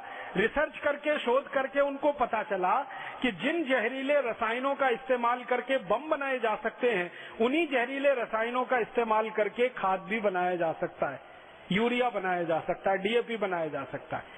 जिन जहरीले रसायनों का इस्तेमाल करके केमिकल वेपन्स बनाए जा सकते हैं, उन्हीं जहरीले रसायनों का इस्तेमाल करके पेस्टिसाइड, इंसेक्टिसाइड बनाया जा सकता है। तो वहां से ये उत्पादन दूसरी तरफ डाइवर्ट कर दिया गया। पहले जो उत्पादन लग रहा था बम बनाने में, जहरीले रासायनिक हथियार बनाने में वो सारा उत्पादन लग गया, फिर जहरीली रासायनिक खाद बनाने में, कीटनाशक और जंतुनाशक बनाने में। और आपको एक मजेदार बात मैं ये बताना चाहता हूँ कि रासायनिक बम बनाने के लिए जो केमिकल लगते हैं वही केमिकल यूरिया बनाने के लिए लगते हैं। रासायनिक बम बनाने के लिए जो केमिकल इस्तेमाल होते हैं वही केमिकल पेस्टिसाइड और इंसेक्टिसाइड बनाने के लिए इस्तेमाल होते हैं। केमिकल सेम है, एक ही जैसे हैं, बस उनकी मात्रा में कमी ज्यादा की जाती है। बम बनाने के लिए बहुत ज्यादा मात्रा में और बहुत कंसंट्रेटेड रूप में इस्तेमाल होते हैं, और रासायनिक खाद बनाने के लिए कम मात्रा में और डाइल्यूटेड फॉर्म में इस्तेमाल होते हैं। बस अंतर इतना ही है, लेकिन इस्तेमाल दोनों जगह एक ही है। तो पूरी की पूरी रासायनिक उद्योग जो यूरोप और अमेरिका के थे वो यूरिया, डीएपी और कीटनाशक बनाने में लग गए और उन्होंने अंधाधुंध उत्पादन किया। फिर उनके सामने समस्या ये आई कि इस उत्पादन को बेचा कहाँ जाए, तो उस उत्पादन को लेके वो भारत में आ गए। और भारत के नेताओं से ज्यादा हिंदुस्तान में कोई ऐसा व्यक्ति नहीं है जिनको फुसलाना आसान हो। सबसे आसानी से फुसलाया जा सकता है या भ्रमित किया जा सकता है तो इस देश के नेता और मंत्रियों को किया जा सकता है, या खरीदा जा सकता है पैसे से तो नेताओं को खरीदा जा सकता है। तो यूरोप के देशों की टीम आने लगी 1950 और 60 के दशक में, और भारत के नेताओं को ये समझाना उन्होंने शुरू किया कि आप केमिकल फर्टिलाइजर खरीदो हमसे, पेस्टिसाइड खरीदो, इंसेक्टिसाइड खरीदो, खेतों में डलवाओ, इतना फायदा, इतना फायदा, इतना फायदा। और भारत के नेता फंस गए इस दुष्चक्र में। थोड़ा बहुत उनके रिश्वत के लालच में उन्होंने तुरंत हरी झंडी दिखा दी और यूरोप से ये सारा कचरा, रसायन भारत में आना शुरू हो गया। अब भारत के किसानों ने इसका इस्तेमाल किया नहीं, तो सरकार ने एक योजना बनाई और उस योजना के लिए इस देश में एक विभाग खड़ा किया गया जिसका नाम है खंड विकास विभाग, ब्लॉक डेवलपमेंट डिपार्टमेंट। उसमें एक अधिकारी नियुक्त किया गया जिसको आजकल कहते हैं बीडीओ, ब्लॉक डेवलपमेंट ऑफिसर। इस अधिकारी का एक ही काम होता था, गांव गांव जाना, किसानों को फुसलाना और उनके खेत में यूरिया डलवाना। किसान डालते नहीं थे यूरिया, तो ये जो बीडीओ स्तर के अधिकारी होते थे ये किसानों को कहते थे मुफ्त में ले लो, मुफ्त में डालो। और यूरिया एक ऐसा जहर है जैसे शराब होती है ना, किसी आदमी को जिसने जिंदगी में कभी शराब ना पी हो, जबरदस्ती एक दो बार आप पिला दो, फिर ऐसा चस्का लगता है कि वो खरीद के पीने लगता है। वैसे ही हमारी मिट्टी के साथ हुआ। हमारी मिट्टी ने हजारों साल से कभी ये रसायन को चखा नहीं था, इसका स्वाद नहीं मालूम था। मिट्टी में जबरदस्ती ये डाला गया रासायनिक खाद और कीटनाशक, मिट्टी को उसका स्वाद लग गया और मिट्टी फिर व्यसनी हो गई और वो जहरीली होती चली गई। फिर किसानों ने खरीद खरीद के डालना शुरू किया। पहले किसान एक पैकेट डालता था 50 किलो का, फिर 1 एकड़ में 2 पैकेट, फिर 3 पैकेट, अभी तो 10-10, 12-12 पैकेट 1-1 एकड़ में डाल देते हैं यूरिया, डीएपी का। ये कहानी शुरू हुई यूरोप की कंपनियों को मुनाफा दिलाने के लिए।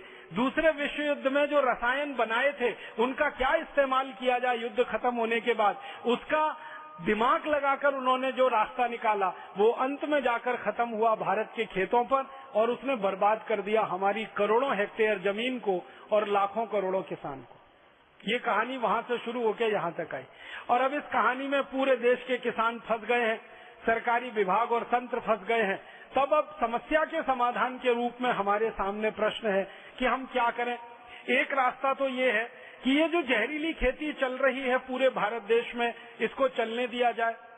ये जो जहरीली खेती पूरे देश में निकल पड़ी है किसानों के खेत से, इसको आगे बढ़ाया जाए। एक तो ये है, हम सब खामोश बैठे रहें, चुपचाप बैठे रहें, जो चल रहा है उसको चलने दिया जाए। एक दूसरा विकल्प ये है कि ये जो जहरीली खेती हो रही है पूरे देश में, खराब हो रही है हमारी जमीन, खराब हो रही है हमारी हवा, खराब हो रहा है हमारा पानी, बढ़ रहा है हमारा प्रदूषण, बढ़ रहा है जहर हमारे शरीर में।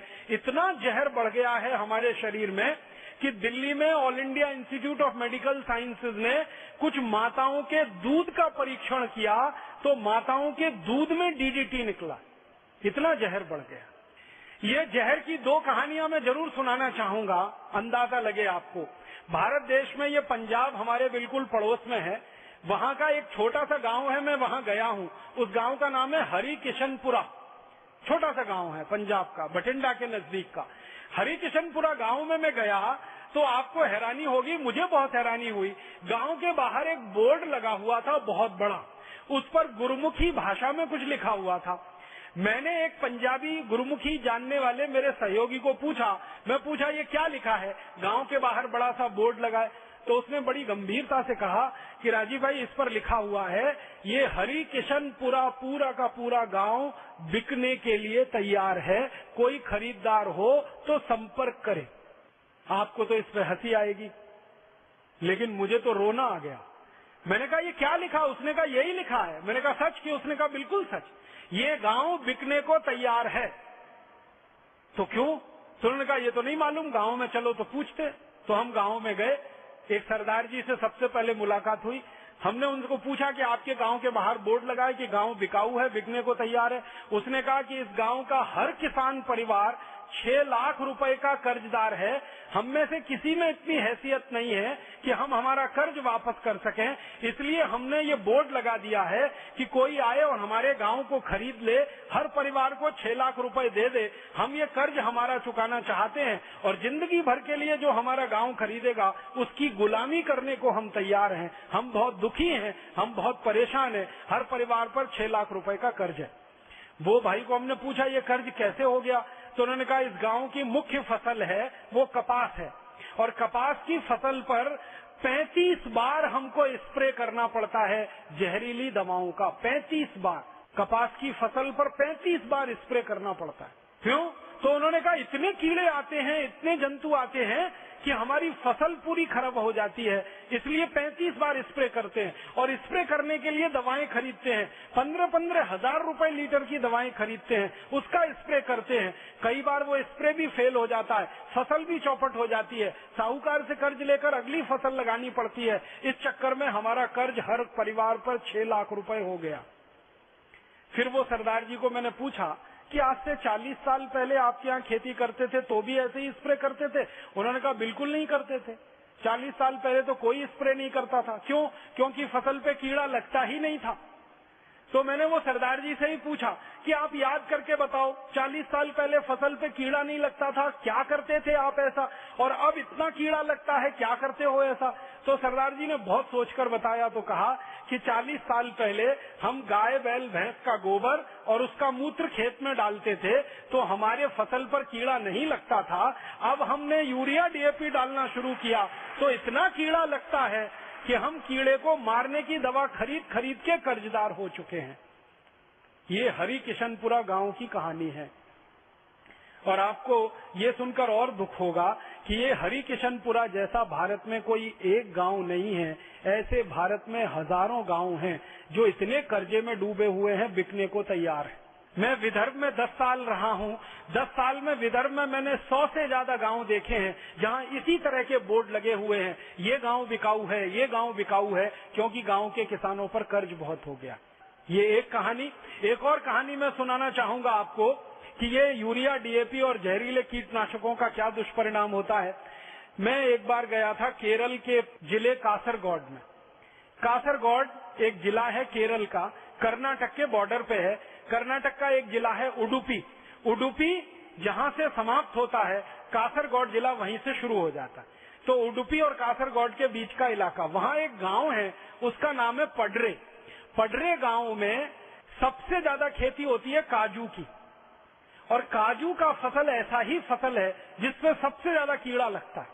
जैसे कपास की फसल पर सबसे ज्यादा कीड़ा लगता है, वैसे ही काजू की फसल पर सबसे ज्यादा कीड़ा लगता है। पडरे गांव में करीब 4,500 एकड़ जमीन पर काजू के बागान है, काजू के पेड़ लगे हुए।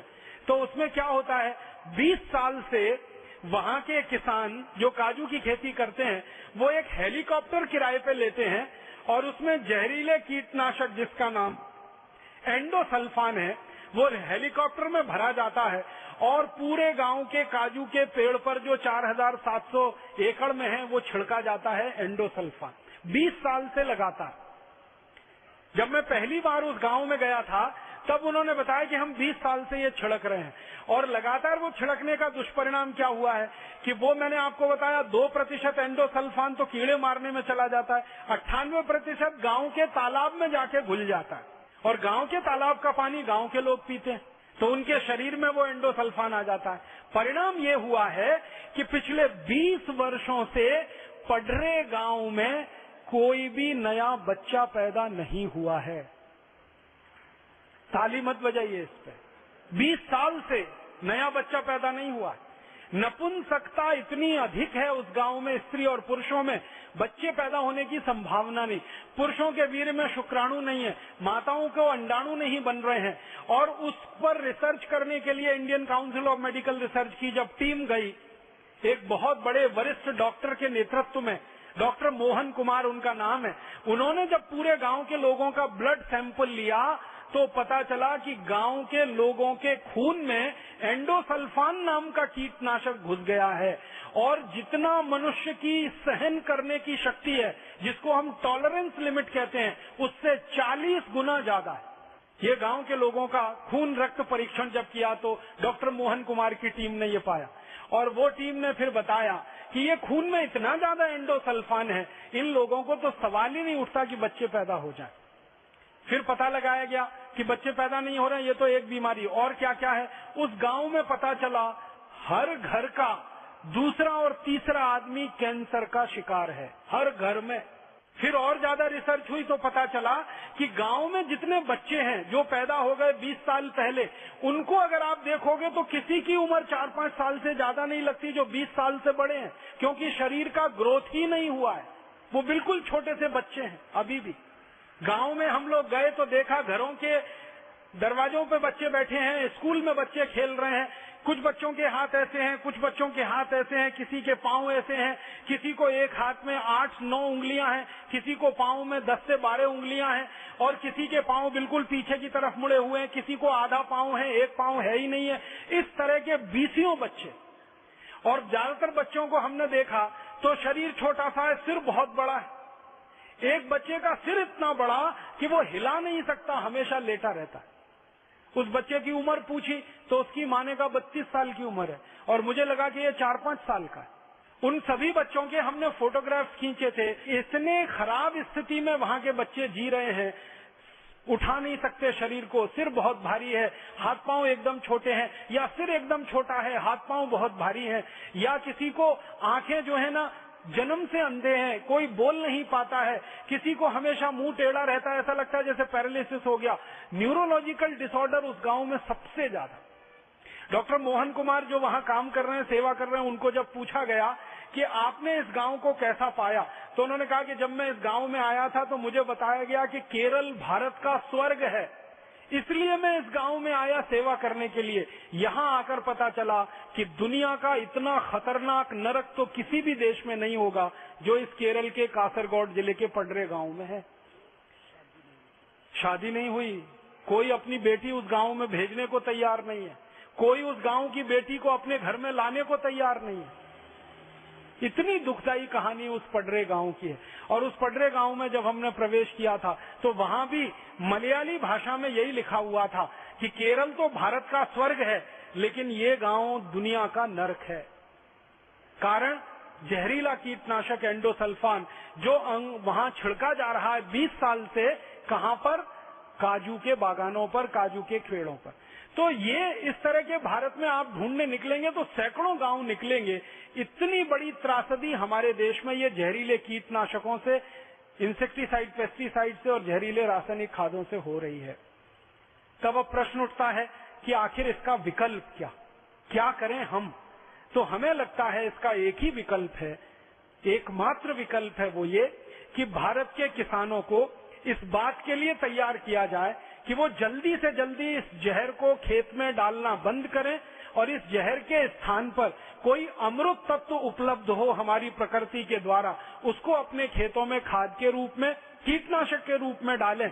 और धीरे धीरे ये धरती जो पूरी तरह से प्रदूषित हो गई है, बर्बाद हो गई है, इस धरती को वापस ठीक किया जाए, मिट्टी को वापस ठीक किया जाए, पानी को वापस ठीक किया जाए, हमारी हवा को वापस ठीक किया जाए। माने एक ही बात किसानों को समझानी है, विष मुक्त खेती करो।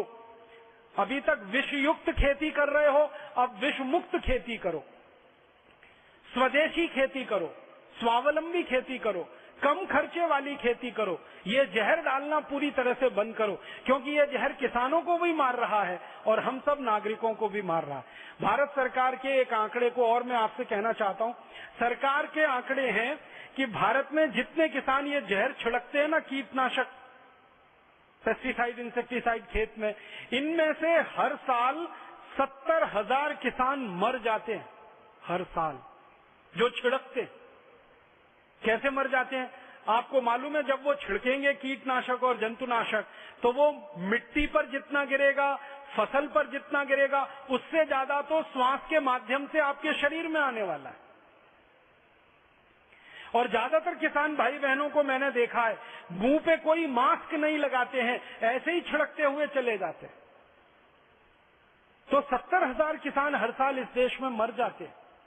सारी दुनिया में कीटनाशकों के द्वारा, जहरीले कीटनाशकों को गरीब देशों में जो बेच रही हैं विदेशी बहुराष्ट्रीय कंपनियां, उनके स्प्रे के द्वारा 3 लाख किसान मर रहे हैं सारी दुनिया के विकासशील देशों में, गरीब देशों में। उसमें से 70,000 किसान अकेले भारत में मर रहे हैं, जिनकी एफआईआर दर्ज होती है पुलिस स्टेशन में। जिनकी एफआईआर दर्ज नहीं है, ऐसे आंकड़ों को तो हम गिन ही नहीं सकते हैं, वो कितने अधिक होंगे। और उसके बाद हम जो मर रहे हैं जहरीले सब्जियों को खाकर, दालों को खाकर, अनाज को खाकर, उसके बारे में तो सरकार अभी तक पूरी तरह से मौन है कि खाकर मरने वालों की संख्या कितनी है इस देश में। अगर कैंसर से होने वाली मौतों को जोड़ लिया जाए इस देश में, और कैंसर जैसी गंभीर बीमारियों से होने वाली मौतों को जोड़ लिया जाए, तो ये आंकड़ा तो लाखों के ऊपर निकलेगा।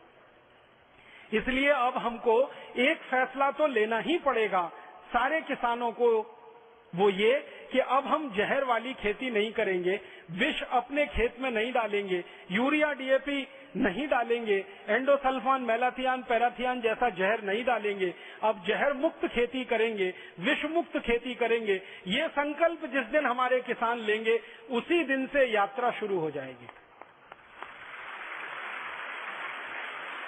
और ये संकल्प किसान भाइयों को आज नहीं तो कल लेना ही पड़ेगा। मैं विनम्रता पूर्वक उनसे एक बात कहना चाहता हूं, अगर आप में से कुछ किसान भाई हैं तो इस बात को गंभीरता से सुने।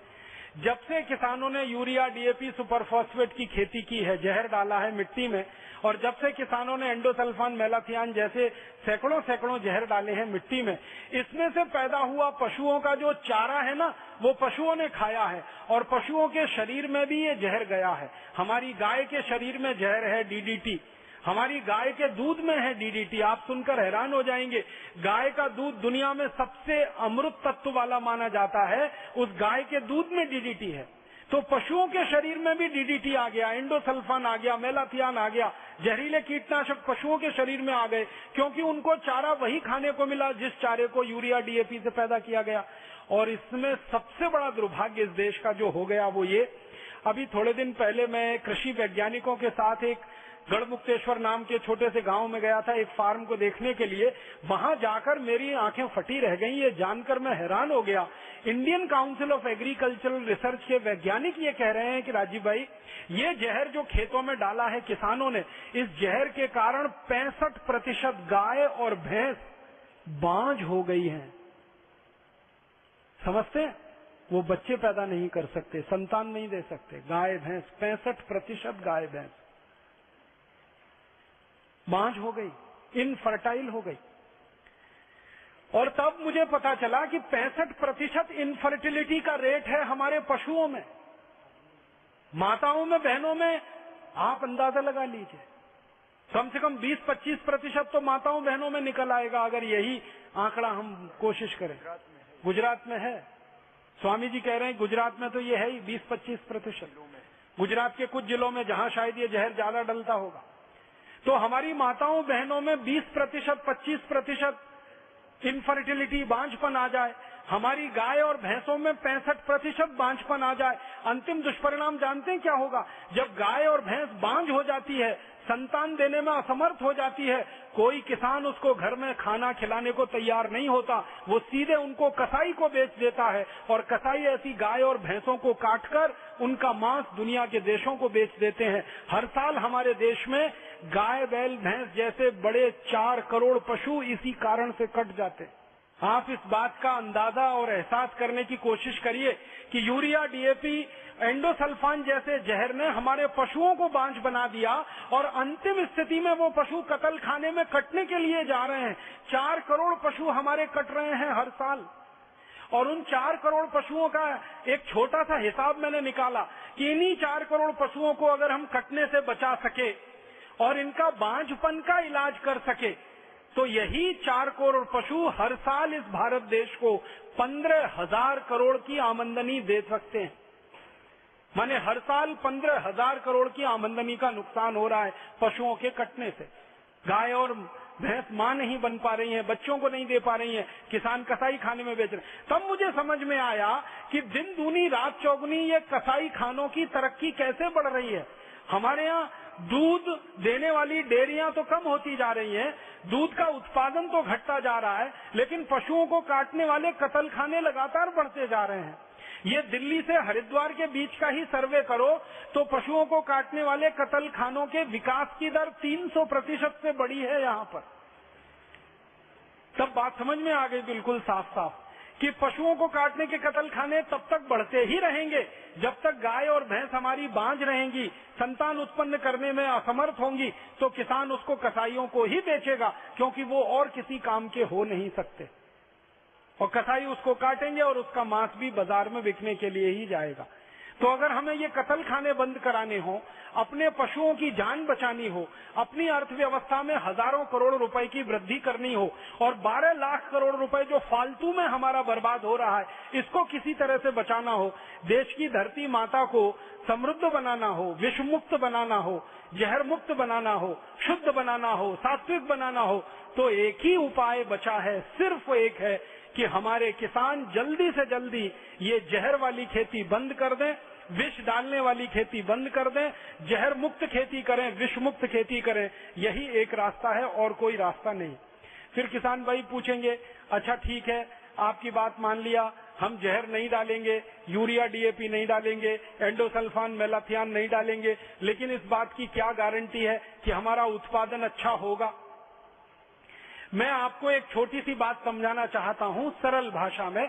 अगर आप किसान हैं और खेती करते हैं तो एक जानकारी देना चाहता हूं कि हमारे खेत में जो कुछ भी पैदा होता है, पौधे का निर्माण जो खेत में होता है, बीज में से पौधा, पौधे से फल, तो फल ज्यादा से ज्यादा मिले, तो पौधा अच्छे से अच्छा हो, तो बीज अच्छे से अच्छा हो, और जिस मिट्टी में बीज डाला गया वो मिट्टी अच्छे से अच्छी हो। ये सीधा एक चक्र है। तो मिट्टी अच्छी से अच्छी होनी चाहिए, बीज अच्छे से अच्छा होना चाहिए, फल तो अच्छा मिलने ही वाला है। तो मिट्टी को अच्छा बनाना है तो एक ही रास्ता है, उसको जहर मुक्त करो। उसमें जो आपने पिछले 40 साल से यूरिया डीएपी के नाम पर, एंडोसल्फान के नाम पर जो डाला है, ये मिट्टी से बाहर निकालो।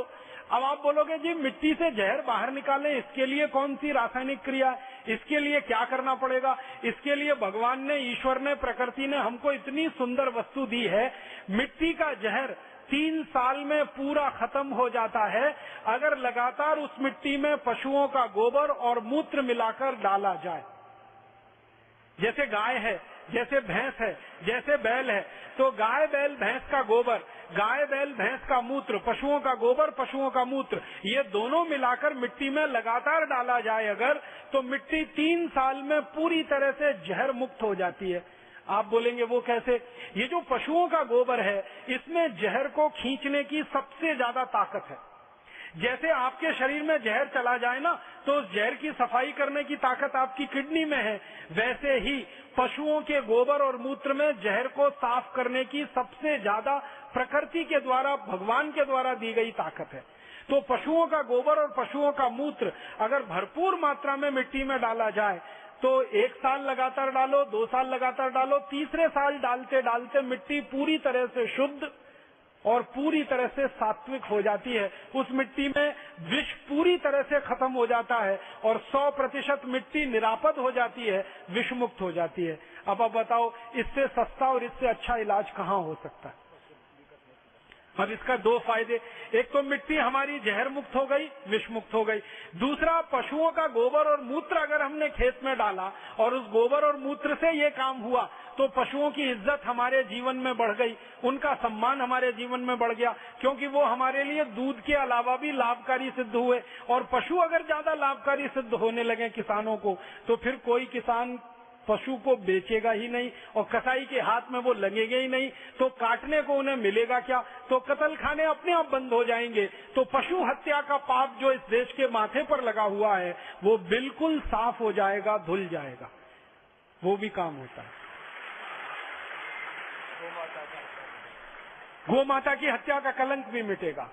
और जिन आईसीएआर के वैज्ञानिकों ने कुछ काम किया है पिछले 10-12 वर्षों में, वो मुझे बताते हैं कि अगर खेत में लगातार गोबर गोमूत्र डाला जाए, उसमें से घास चारा पैदा किया जाए और वो घास चारा 3 साल किसी भी गाय भैंस को लगातार खिला दिया जाए, तो उस गाय भैंस का बांझपन भी खत्म हो जाता है और चौथे साल वो संतान देने की स्थिति में आ जाती है। एक वैज्ञानिक जिन्होंने बहुत रिसर्च किया, उनका तो यहाँ तक कहना है कि ये पशुओं के शरीर में जो जहर चला गया है, इस जहर को बाहर निकालने के लिए कुछ आयुर्वेदिक जड़ी बूटियां हैं। उन जड़ी बूटियों को लगातार पशुओं को खिलाया जाए तो पहले ही वर्ष में बहुत सारी गाय और भैंस मां बन जाती हैं। और उस वैज्ञानिक ने 1000 गाय और भैंसों पर यह परीक्षण किया है और उनका नाम है डॉक्टर विनोद। उनसे मेरी बहुत लंबी वार्ताएं हुई हैं। उनका ये कहना है कि जड़ी बूटियां हैं आयुर्वेद की, जिनको हम 3-4 खुराक खिलाते हैं किसी भी गाय और भैंस को, सारे शरीर का जहर उनका निकल जाता है। और जो गाय भैंस 3-3, 4-4 साल से मां नहीं बनी है, वो पहली बार में ही मां बन जाती है और मां बनते ही उसकी कीमत बढ़ जाती है। फिर कोई किसान उसको कसाई को बेचने की सोचता भी नहीं है, वो घर में ही उसको बांध के रख लेता है। तो बांझपन की समस्या का भी समाधान होता है। तो खेत में हम डालें गोबर और मूत्र और मिट्टी को बनाएं शुद्ध और पवित्र, और उसमें से जो उत्पादन है वो हम भी खाएं, हमारे पशुओं को खिलाएं, हम भी स्वस्थ बने, हमारे पशु भी स्वस्थ बने। आप सोचें, आपको निरापद भोजन मिलने लगे, सजीव भोजन मिलने लगे, स्वस्थ भोजन मिलने लगे, जहर मुक्त भोजन मिलने लगे, तो आपके शरीर का कैंसर, डायबिटीज, हाइपरटेंशन खत्म होता। देश की खतरनाक बीमारियां कम होती हैं।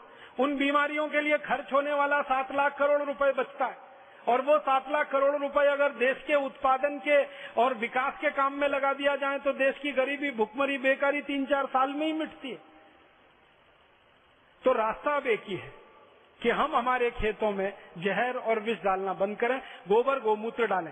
अब आप एक सवाल अक्सर मन में आता है और किसान मुझे कहते रहते हैं, वो ये कि क्या गोबर और मूत्र से उत्पादन उतना ही होता है जितना यूरिया डीएपी से होता है? मैं आपको इस बात को विनम्रता पूर्वक कह रहा हूं कि गोबर और मूत्र से उत्पादन ज्यादा होता है यूरिया डीएपी की तुलना में, और दुनिया भर में ये परीक्षण हो गए। मैं आपको भारत के ही बारे में जानकारी देता हूं। भारत में हैदराबाद में एक संस्था है, सस्टेनेबल एग्रीकल्चर के लिए काम करती है, सतत कृषि उसको हिंदी में कहते हैं। इस संस्था के द्वारा 20 लाख एकड़ जमीन में पिछले कई वर्षों से गोबर और मूत्र की खेती की जा रही है, और उनका कहना है कि उत्पादन लगातार बढ़ रहा है। 10, 12, 15, 20% से लेकर 200% तक उत्पादन बढ़ा है किसानों का। गोबर और मूत्र की खेती में इतनी ताकत है। मैं आपको, किसान भाई बहन है अगर आप, तो एक छोटी सी बात समझाना चाहता हूं, वो ये कि पौधे को बड़ा होने के लिए और पौधे पर अच्छा फल लगने के लिए सबसे ज्यादा काम में अगर कोई चीज आती है ना, तो वो सूर्य का प्रकाश है। सूर्य का प्रकाश भरपूर मात्रा में जिस पौधे को मिलेगा, उस पौधे की बढ़त माने ग्रोथ सबसे अच्छी होगी, उसका फल भी सबसे अच्छा होगा।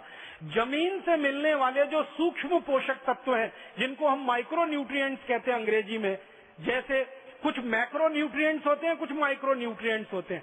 मैक्रो न्यूट्रिएंट्स माने जाते हैं एनपीके, नाइट्रोजन, फास्फोरस, पोटाश, और मैक्रो न्यूट्रिएंट्स में आता है कैल्शियम, मैक्रो न्यूट्रिएंट्स में आता है सल्फर, मैक्रो न्यूट्रिएंट्स में आता है मैग्नीशियम। तो ये 6 तरह के रसायन हैं जो मैक्रो न्यूट्रिएंट्स हैं। बाकी जितने भी रसायन हैं, जिनकी संख्या 12 है, जो बहुत सूक्ष्म मात्रा में इस्तेमाल होते हैं, जैसे कॉपर है, जैसे कोबाल्ट है, जैसे मैग्नीज है, ये बहुत सूक्ष्म मात्रा में, जिनको माइक्रो न्यूट्रिएंट्स कहते हैं। ये कुल मिलाकर 18 हैं। इनकी सबसे ज्यादा उपलब्धता अगर कहीं पर है तो वो पशुओं के गोबर और मूत्र में ही है, और उसके बाद भगवान की बनाई गई मिट्टी में है, और कहीं भी नहीं है। आप जानते हैं यूरिया, डीएपी, सुपर फॉस्फेट में तो 3 ही मैक्रो न्यूट्रिएंट्स हैं, नाइट्रोजन है, फास्फोरस है, पोटाश है, बाकी तो उसमें कुछ है ही नहीं। बाकी चाहिए तो गोबर की तरफ ही लौटना पड़ेगा, मूत्र की तरफ ही लौटना पड़ेगा। कैल्शियम तो है नहीं यूरिया में, मैग्नीशियम तो है नहीं यूरिया में, मैग्नीज तो है नहीं यूरिया में, कोबाल्ट तो है नहीं यूरिया में, कॉपर तो है नहीं यूरिया में, और ये सब चाहिए मिट्टी को और पौधे को, तो यूरिया से तो मिलेगा नहीं, डीएपी में भी नहीं मिलेगा, सुपर फॉस्फेट में भी नहीं मिलेगा, उसमें तो 3 ही केमिकल मिलने वाले हैं। और खेत की मिट्टी को चाहिए 18 तरह के केमिकल, वो तो मिलेंगे गोबर और मूत्र से ही, क्योंकि गोबर और मूत्र में ये भरपूर मात्रा में उपलब्ध है। तो आप गोबर और मूत्र की खेती करें तो भूमि को सूक्ष्म पोषक तत्व भरपूर मिलेंगे, जिससे भूमि की उर्वरक शक्ति बढ़ेगी, और भूमि की उर्वरक शक्ति बढ़ेगी तो उत्पादन की दर बढ़ेगी, आपको फसल अच्छी मिलेगी, उत्पादन ज्यादा मिलेगा, बेहतर मिलेगा। और जो उत्पादन आपको मिलेगा उसको बाजार में जब आप बेचेंगे तो उसका मूल्य भी भरपूर मिलेगा, कीमत भी भरपूर मिलेगी। आप मुंबई में कभी जाओ, जब आम का सीजन आता है तो मुंबई के बाजार में मैंने खूब देखा है, यूरिया डीएपी का आम खरीदो, हापुस, अल्फेंजो, तो आराम से मिल जाता है एक पेटी 200, 250, 300 रुपए का। और वही हापुस और अल्फेंजो खरीदो गोबर और मूत्र वाला, तो एक पेटी मिलता है 700 रुपए का, 800 रुपए का, 900 रुपए का। इस बार मैंने एक हापुस आम की कीमत मुंबई के बाजार में पता की थी 65 रुपए, क्योंकि उसका एक ही क्वालिटी था कि वो गोबर और मूत्र से पैदा किया हुआ है। और उसी के बराबर में 15 रुपए का दूसरा वैसा ही हापुस आम था, लेकिन उसकी क्वालिटी थी कि वो जहर के द्वारा उत्पादित किया हुआ है। मतलब सीधा सा ये है कि अगर गोबर मूत्र से खेती आप करते हैं तो उसके उत्पादन को भी बाजार में 4-5 गुनी कीमत आराम से मिलती है। भिंडी 40 रुपए किलो बिकती है जो गोबर मूत्र से पैदा होती है, और जो यूरिया डीएपी वाली भिंडी है उसको 15-20 रुपए में भी कोई नहीं पूछता है। टमाटर का भाव, बैंगन का भाव, आलू का भाव सब ज्यादा है जो गोबर मूत्र से पैदा। गोबर मूत्र से पैदा किया हुआ गेहूं 21 रुपए, 25 रुपए, 27 रुपए, 30 रुपए किलो आराम से बिकता है, और यूरिया डीएपी का गेहूं 10-11 रुपए किलो में कोई खरीदने को तैयार नहीं होता। तो हर वस्तु जो हम पैदा करेंगे गोबर और मूत्र से, उसका भाव अच्छा है, उसका उत्पादन भी अच्छा मिलेगा, क्वालिटी भी बढ़ेगी, जमीन सुधरेगी, फसल का उत्पादन सुधरेगा, आप खाएंगे तो आपका शरीर सुधरेगा, दूसरे खाएंगे तो उनका शरीर सुधरेगा, सब तरफ से देश के लिए अच्छा है गोबर गोमूत्र की विष मुक्त खेती करना। तो मैं आपसे निवेदन करता हूं सभी किसान भाइयों से कि जल्दी से जल्दी वो अपने खेत को विषमुक्त बनाएं और गोबर गोमूत्र को खेत में लाएं। अब आप ये पूछेंगे कि जरा मात्रा बता दो, गोबर कितना डालना, मूत्र कितना डालना, खेत में कब कब डालना, किस फसल में कितना डालना, ये तकनीकी सवाल अक्सर हमारे सामने आ जाता है। तो मैं एक सरल सूत्र बताता हूं जिसको भारत में पिछले 12-15 वर्षों में हजारों किसानों ने अपनाया है और बहुत लाभ उनको हुआ है। किसी भी 1 एकड़ खेत में आप चाहें तो इस सूत्र को लिख लीजिए, क्योंकि किसानों को जब भी आप ये समझाएंगे कि गोबर गोमूत्र की खेती करो तो वो एक ही प्रश्न करेंगे, हमको तो मालूम ही नहीं है गोबर कितना मिलाना, मूत्र कितना मिलाना, क्या क्या उसमें डालना, कितनी कितनी बार डालना। तो ये आप लिख लेंगे तो आपको लाभ होगा और बता सकेंगे आप किसानों को, तो उनको और ज्यादा लाभ होगा। 1 एकड़ खेत के लिए, किसी भी फसल में 1 एकड़ खेत के लिए, फसल कोई भी हो, गेहूं की हो, धान की हो, गन्ने की हो, मूंगफली की हो, या तो सब्जियों की फसल हो, कोई भी फसल हो, 1 एकड़ खेत के लिए एक बार में 15 किलो गोबर लगता है। और ये गोबर किसी भी जानवर का हो, बड़े जानवर का हो, गाय का हो, या तो बैल का हो, या तो भैंस का हो। बड़े जानवर हमारे गांव में ये 3 ही है, गाय, बैल, भैंस। तो या तो गाय का, या तो बैल का, या तो भैंस का 15 किलो गोबर, और उसमें मिलाइए 15 लीटर मूत्र उसी जानवर का, गाय का या तो बैल का या तो भैंस का। 15 किलो गोबर, 15 किलो मूत्र दोनों मिला लीजिए प्लास्टिक के एक ड्रम में, और मिलाकर इसमें 1 किलो गुड़ डाल दीजिए, गुड़। और गुड़ ऐसा डालिए जो हम नहीं खा सकते, जानवर भी नहीं खा सकते, खराब हो जाता है, बहुत बेकार होता है। जिस गुड़ को कोई नहीं खाता, जिसमें बदबू आने लगती है, जो पानी की तरह से फैल जाता है, बेकार समझ के हम जिसको फेंक देते हैं, वो गुड़ खाद बनाने में सबसे अच्छा काम आता है। तो 1 किलो गुड़, 15 किलो गोबर, 15 लीटर मूत्र। फिर इसमें 1 किलो डालिए दाल का आटा। उड़द की दाल है तो सबसे अच्छा, मूंग की दाल हो सकती है, मसूर की दाल हो सकती है, अरहर की दाल हो सकती है, चने की दाल हो सकती है, खेसारी की दाल हो सकती है, सोयाबीन की दाल हो सकती है, कोई भी दाल। 1 किलो दाल का आटा, दाल को पीसकर उसका पाउडर या आटा, और अंत में 1 किलो मिट्टी मिट्टी डालनी है एक ऐसे पेड़ के नीचे से उखाड़कर जो पेड़ बहुत साल पुराना आपके गांव में लगा हुआ है। पीपल का पेड़ हो, बरगद का पेड़ हो, आम का पेड़ हो, पुराना पेड़ हो, 10 साल, 20 साल, 25 साल, 50 साल पुराना, उस खेत के नीचे से 1 किलो मिट्टी खोदकर इसमें डालना। तो 15 किलो गोबर, 15 लीटर मूत्र, 1 किलो गुड़, 1 किलो दाल का आटा और 1 किलो पुराने पेड़ के नीचे की मिट्टी, ये 5 वस्तुओं को प्लास्टिक के एक ड्रम में मिला देना। डंडे से मिला देना, चाहे हाथ से मिला देना, कोई फर्क नहीं पड़ता। मिलाने के बाद इसको 15 दिन तक रखना। इसमें 15 दिन तक एक ही काम करना, सुबह और शाम डंडे से इसको घुमाते रहना। 15 दिन तक इसको ऐसे ही रख देना ड्रम में मिला के और डंडे से सुबह शाम घुमाते रहना। 15 दिन में ये खाद बनकर तैयार हो जाएगा। फिर इस खाद में लगभग 150 से 200 लीटर पानी मिलाना। कम से कम 150 लीटर, अधिक से अधिक 200 लीटर और अधिक से अधिक सीधे ही लिख लीजिए 200 लीटर पानी मिलाकर। अब ये जो घोल तैयार हो गया है, ये 1 एकड़ खेत के लिए पर्याप्त खाद है। 1 एकड़ खेत के लिए। अगर 2 एकड़ खेत है तो ये सभी मात्राओं को 2 गुना कर दीजिए। 3 एकड़ खेत है तो सभी मात्राओं को 3 गुना कर दीजिए। एकड़ के हिसाब से आप इसको बढ़ाते जाइए। अब इसको खेत में डालना कैसे है? अगर खेत खाली है, कोई फसल खेत में नहीं है, तो इसको सीधे स्प्रे कर सकते हैं मिट्टी को भिगाने के हिसाब से। डब्बे में भर भर के छिड़क सकते हैं, स्प्रे पंप में भर के छिड़क सकते हैं। स्प्रे पंप का नोजल निकाल देंगे तो ये छिड़कना आसान होगा। अगर नोजल लगा हुआ तो उसमें ये फंस जाएगा, तो नोजल निकाल के छिड़क सकते हैं। तो खाली खेत में मिट्टी पे छिड़कना है। और फसल अगर खेत में खड़ी हुई है तो जब फसल में पानी लगाएंगे तो पानी के साथ इसको मिला देना है। मान लीजिए आपके खेत में फसल लगी है और पानी के लिए नाली आपने बना रखी है। उस नाली के मुहाने पर कोई बैठ जाएगा और डब्बे से इसको पानी में डालता जाएगा, पानी के साथ ये पूरे खेत में चला जाएगा। 1 एकड़ खेत के लिए ये खाद पर्याप्त है और इसको आप हर 21 दिन में दोबारा से डाल सकते हैं। आज आपने डाला तो 21 दिन बाद फिर डाल सकते हैं, फिर 21 दिन बाद डाल सकते हैं, फिर 21 दिन बाद डाल सकते हैं। मतलब इसका है कि 3 महीने की फसल है तो कम से कम 4 से 5 बार डाल दीजिए। 4 महीने की फसल है तो 5 से 6 बार इसको डाल दीजिए।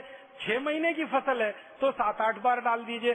साल भर की फसल है, जैसे आप गन्ना लेते हैं, ऊस लेते हैं, तो उसमें आप इसको कम से कम 14-15 बार डाल दीजिए। इसको हर 21 दिन में डालते जाना। तो ये खाद से आप किसी भी फसल को भरपूर उत्पादन ले सकते हैं। गेहूं, धान, चना, चावल, दाल, गन्ना, मूंगफली, सब्जियां, सब तरह की फसलों में ये डालकर देखा गया है। इसके बहुत अच्छे और बहुत अद्भुत परिणाम है। सबसे अच्छा परिणाम क्या आता है इसका कि आपकी जिंदगी का जो खाद का खर्चा है 60% वो एक झटके में खत्म हो गया। फिर दूसरा खर्चा क्या खत्म होता है, जब आप ये गोबर मूत्र का खाद डालेंगे तो खेत में विष कम हो जाएगा, तो जंतुनाशक डालना और कम हो जाएगा, कीटनाशक डालना और कम हो जाएगा। यूरिया, डीएपी का असर जैसे जैसे मिट्टी से कम होता जाएगा, बाहर से आने वाले कीट और जंतु भी आपके खेत में कम होते जाएंगे, तो जंतुनाशक और कीटनाशक डालने का खर्च भी अपने आप धीरे धीरे कम होता जाएगा। और लगातार 3-4 साल आपने ये खाद बनाकर डाल दिया तो लगभग तय मानिए आपके खेत में कोई भी जहरीला कीट और जंतु आएगा नहीं, तो उसको मारने के लिए दवा डालने की जरूरत और गरज भी नहीं पड़ेगी। तो 20% वो जो फालतू खर्चा था वो भी बच जाएगा। माने खेती का 80% खर्चा आपका बच जाएगा। दूसरी बात इस खाद के बारे में कि ये सभी फसल के लिए है। कोई भी फसल, रबी की हो, खरीफ की हो, जायद की हो। हमारे यहाँ फसल चक्र में 3 मुख्य फसलें हैं, रबी, खरीफ, जायद।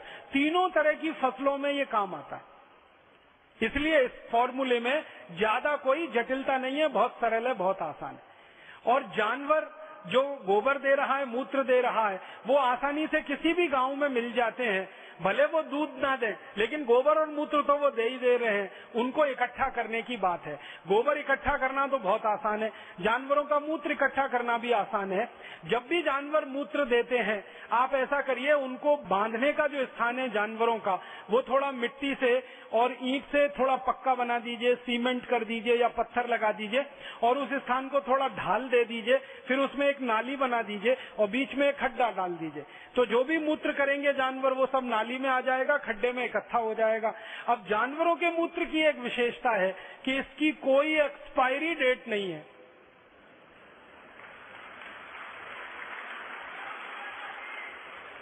गाय के मूत्र की एक्सपायरी डेट नहीं, बैल के मूत्र की एक्सपायरी डेट नहीं, भैंस के मूत्र की एक्सपायरी डेट नहीं। 3 महीने, 6 महीने, 1 साल, 2 साल, 5 साल, 10 साल, कितने भी दिन पड़ा रहे खड्डे में, वो खराब बिल्कुल नहीं होता। इसलिए आप बिल्कुल निर्द्वंद तरीके से इसका इस्तेमाल करिए। मन में कोई द्वंद मत लाइए कि ये पुराना हो गया कि ये नया हो गया। हमने तो ये अनुभव पाया है कि जितना पुराना जानवरों का मूत्र होता जाता है, क्वालिटी उतनी ही अच्छी उसकी होती जाती है। और ये जितने भी मल्टीनेशनल विदेशी कंपनियों के कीटनाशक, जंतुनाशक है, सबकी एक्सपायरी डेट है, आप जान लीजिए। और उसके बाद भी कीड़े मरते नहीं है, और किसान उसको कई बार चख कर देखते हैं कि नकली तो नहीं है, किसान मर जाते हैं, कीड़े नहीं मरते हैं उससे। तो मल्टीनेशनल के कीटनाशक लेने से अच्छा है कि गाय के मूत्र, भैंस के मूत्र, बैल के मूत्र का उपयोग करना। तो इसको खाद में इस्तेमाल करिए, ये एक तरीका है। हर 21 दिन पे इस्तेमाल करिए, हर फसल में इस्तेमाल करिए। लगातार 3 साल इस्तेमाल करने के बाद आपकी मिट्टी को एकदम पवित्र और शुद्ध बना देगा। मिट्टी में एक कण भी जहर का नहीं बचेगा 3 साल के बाद इस खाद का इस्तेमाल करने से। दूसरा, आप इसी तरह से कीटनाशक भी खुद तैयार कर सकते हैं। बाजार से किसी विदेशी कंपनी का 15,000 रुपए लीटर का कीटनाशक लाने से अच्छा है इन जानवरों के मूत्र से ही कीटनाशक बना लेना। तो अगर जरूरत पड़े, कभी किसी फसल में आपको कीट लग गया, कोई जंतु लग गया, उसको खत्म करना है, उसको मारना है, तो उसके लिए भी एक सूत्र आप लिख लीजिए। कीटनाशक बनाना भी बेहद आसान है, कोई भी किसान भाई अपने घर में बना सकते हैं। कीटनाशक बनाने के लिए क्या करना पड़ता है? 1 एकड़ खेत के लिए अगर कीटनाशक तैयार करना है तो 20 लीटर जानवरों का मूत्र चाहिए, चाहे तो गाय का, चाहे तो बैल का, चाहे तो भैंस का। 20 लीटर। 20 लीटर मूत्र में लगभग 2.5 किलो, आधा किलो प्लस माइनस हो सकता है, 2.5 किलो से 3 किलो हो सकता है, 2.5 किलो का 2 किलो भी हो सकता है। तो आधा किलो प्लस माइनस रख के बोल रहा हूँ, लगभग 2.5 किलो, 2 किलो 500 ग्राम नीम की पत्ती को पीसकर उसकी चटनी मिलाइए 20 लीटर मूत्र में। नीम के पत्ते से भी अच्छा होता है नीम की निम्बोली की चटनी। आप जानते हैं नीम पर एक फल लगता है निम्बोली जैसा, वो अगर मिल जाए तो 2.5 किलो निम्बोली की चटनी, वही 20 लीटर मूत्र में मिलाना है, नहीं तो 2.5 किलो नीम के पत्ते की चटनी। इसी तरह से एक दूसरा पत्ता होता है धतूरे का पत्ता, लगभग 2.5 किलो धतूरे के पत्ते की चटनी, 2 किलो 500 ग्राम। धतूरा आप सभी जानते हैं, आसानी से गांव के किसान उसको पहचानते हैं, ऐसा कोई गांव नहीं जहां धतूरा नहीं होता। तो धतूरे के पत्ते की चटनी। तीसरा एक पेड़ होता है जिसको आकड़ा कहते हैं, आंख भी कहते हैं कई लोग, आकड़ा भी कहते हैं, अर्कमदार कहते हैं उसको आयुर्वेद में। तो अर्कमदार, आकड़ा, आंख, इसके भी पत्ते लगभग 2.5 किलो, 2 किलो 500 ग्राम, इसकी चटनी। और इसके बाद चौथा एक पेड़ है जिसको बेलपत्री कहते हैं, जिसके पत्ते शंकर भगवान के ऊपर आप सब चढ़ाते हैं, बेलपत्री, बेलपत्र, बिल्व पत्र भी कहते हैं कुछ लोग उसको। तो बेलपत्री, बिल्व पत्र के 2.5 किलो पत्ते की चटनी। और महाराष्ट्र में तो बहुत बड़ी मात्रा में होता है सीताफल, हमारे उत्तर भारत में उसको शरीफा कहते हैं, महाराष्ट्र में सीताफल और कई जगह सीताफल कहते हैं। तो सीताफल के पत्ते की चटनी 2.5 किलो। अगर आड़ू के पत्ते मिल जाएं, वो भी 2.5 किलो लगभग। परम पूजनीय स्वामी जी कह रहे हैं कि आड़ू के पत्ते में कीट को मारने की या खत्म करने की सबसे ज्यादा शक्ति है, उसका रस पड़ते ही कीट मरते हैं। तो आड़ू के पत्ते अगर मिल जाएं तो और भी अच्छा है। तो ये 5-6 तरह के पेड़ों के पत्ते आप ले लो, 2.5 किलो, इनको पीसकर 20 लीटर जानवरों के मूत्र में डालकर उबालना है, गर्म करना है। और इसमें थोड़ा उबालते समय आधा किलो से 750 ग्राम तक तंबाकू का पाउडर और डाल देना। तंबाकू का पाउडर आधा किलो, कम से कम 750 ग्राम, अधिक से अधिक, ये डालकर उबाल लेना है। उबालकर इसको ठंडा कर लेना है, और ठंडा करके इसको आप बोतलों में भर के रख लीजिए। ये कभी भी खराब नहीं होता, ये कीटनाशक तैयार हो गया। अब इसको डालना कैसे, स्प्रे कैसे करना है? जितना कीटनाशक लेंगे उसका 20 गुना पानी। अगर 1 लीटर कीटनाशक लिया तो 20 लीटर पानी, 10 लीटर कीटनाशक लिया तो 200 लीटर पानी। जितना कीटनाशक आपका तैयार हो गया उसको अंदाजा लगा लीजिए आप, जितनी उसकी मात्रा तैयार हो गई उसका 20 गुना पानी उसमें मिला दीजिए। मिलाकर इसको आप खेत में छिड़क सकते हैं किसी भी फसल पर। और इसको छिड़कने का परिणाम ये है कि 2 से 3 दिन के अंदर, लगभग 48 से 72 घंटे के अंदर जिस फसल पर आपने स्प्रे किया उस पर कीट और जंतु आपको दिखाई नहीं देंगे। कीड़े और जंतु सब पूरी तरह से 2-3 दिन में ही खत्म हो जाते हैं, समाप्त हो जाते हैं। इतना प्रभावशाली ये कीटनाशक बनके तैयार होता है। ये बड़ी बड़ी विदेशी कंपनियों के कीटनाशक से सैकड़ों गुना ज्यादा ताकतवर है और एकदम फोकट का है। बनाने में कोई खर्चा नहीं है। जानवरों का मूत्र मुफ्त में मिल जाता है, आपको नीम के पत्ते मुफ्त में मिल जाएंगे, निम्बोली मुफ्त में मिल जाएगी, आंकड़ा के पत्ते मुफ्त में मिल जाएंगे, आड़ू के पत्ते, सब तरह के पत्ते मुफ्त में हर गांव में उपलब्ध हैं। तो ये आप कीटनाशक के रूप में, जंतुनाशक के रूप में इसको इस्तेमाल करिए। और तीसरी एक जानकारी और देना चाहता हूँ, अच्छी उत्पादन और फसल लेने के लिए जो बीज आप खेत में डालते हैं उस बीज को पहले संस्कारित करिए, फिर मिट्टी में डालिए। बीज संस्कार करने के लिए एक छोटा सा सूत्र और बताना चाहता हूँ, जिसमें बीज को डुबोकर रखिए फिर खेत में डालिए। मान लीजिए आपको गेहूं का बीज लगाना है, मान लीजिए बाजरी का बीज लगाना है या मक्की का बीज लगाना है, तो बीज ले लीजिए 1 किलो। 1 किलो बीज के अनुसार ये सूत्र मैं बता रहा हूँ, अगर 2 किलो हो तो सब चीजों को दुगना कर लीजिएगा। 1 किलो जानवरों का गोबर ले लीजिए, किसी भी जानवर का हो, गाय का, बैल का, भैंस का, 1 किलो गोबर ले लीजिए और उसी जानवर का 1 किलो मूत्र ले लीजिए। गोबर और मूत्र को आपस में मिला दीजिए, फिर इसमें 100 ग्राम कलई चूना मिलाना है। कलई चूना आप समझते हैं जिससे पुताई करते, चूने का पत्थर बाजार में आता है, 100 ग्राम का पत्थर खरीदेंगे 10-15 पैसे में मिल जाएगा। उस चूने के पत्थर को 1 दिन पहले पानी में डाल दीजिए, 2-3 लीटर पानी में। रात भर में वो पानी एकदम गर्म हो जाएगा, फिर ठंडा होके चूना शांत होके नीचे बैठ जाएगा, पानी ऊपर आ जाएगा। फिर इसको घोल लीजिए, चूना और पानी को, और इसको 1 किलो गोबर 1 लीटर मूत्र वाले पात्र में डाल दीजिए। तो गोबर, मूत्र और 100 ग्राम कलई चूने में जितना पानी तैयार हुआ वो सब मिला दीजिए और अच्छे से घोलकर इसमें बीज को डाल दीजिए।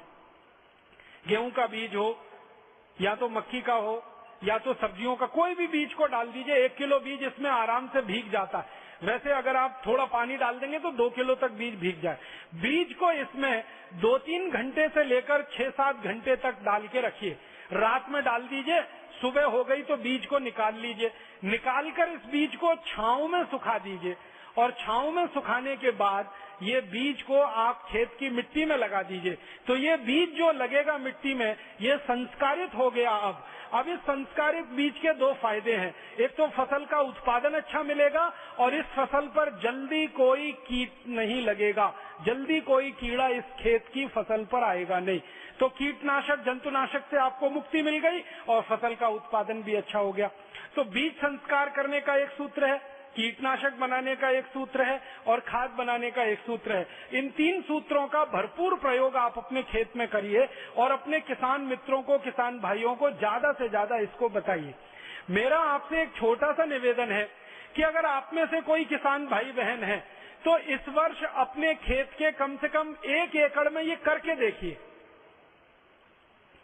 और 1 एकड़ में आपने ये करके देखा, इसका परिणाम अगर अच्छा आया तो अगले वर्ष आप पूरे खेत में करिए। और ज्यादा अच्छा परिणाम आया तो पूरे गांव के खेत में करा दीजिए इसको, फिर पूरे जिले के खेतों में करा दीजिए। जैसे आप गांव-गांव जाकर योग प्राणायाम सिखाते हैं ना, वैसे गांव-गांव जाकर किसानों को ये सूत्र सिखाना शुरू कर दीजिए गोबर गोमूत्र की खाद का। तो योग प्राणायाम से तो शरीर दुरुस्त हो जाएगा और ये गोबर गोमूत्र की खाद से उनका खेत अच्छा हो जाएगा, मिट्टी अच्छी हो जाएगी, तो सोने में सुहागे की स्थिति बन जाएगी।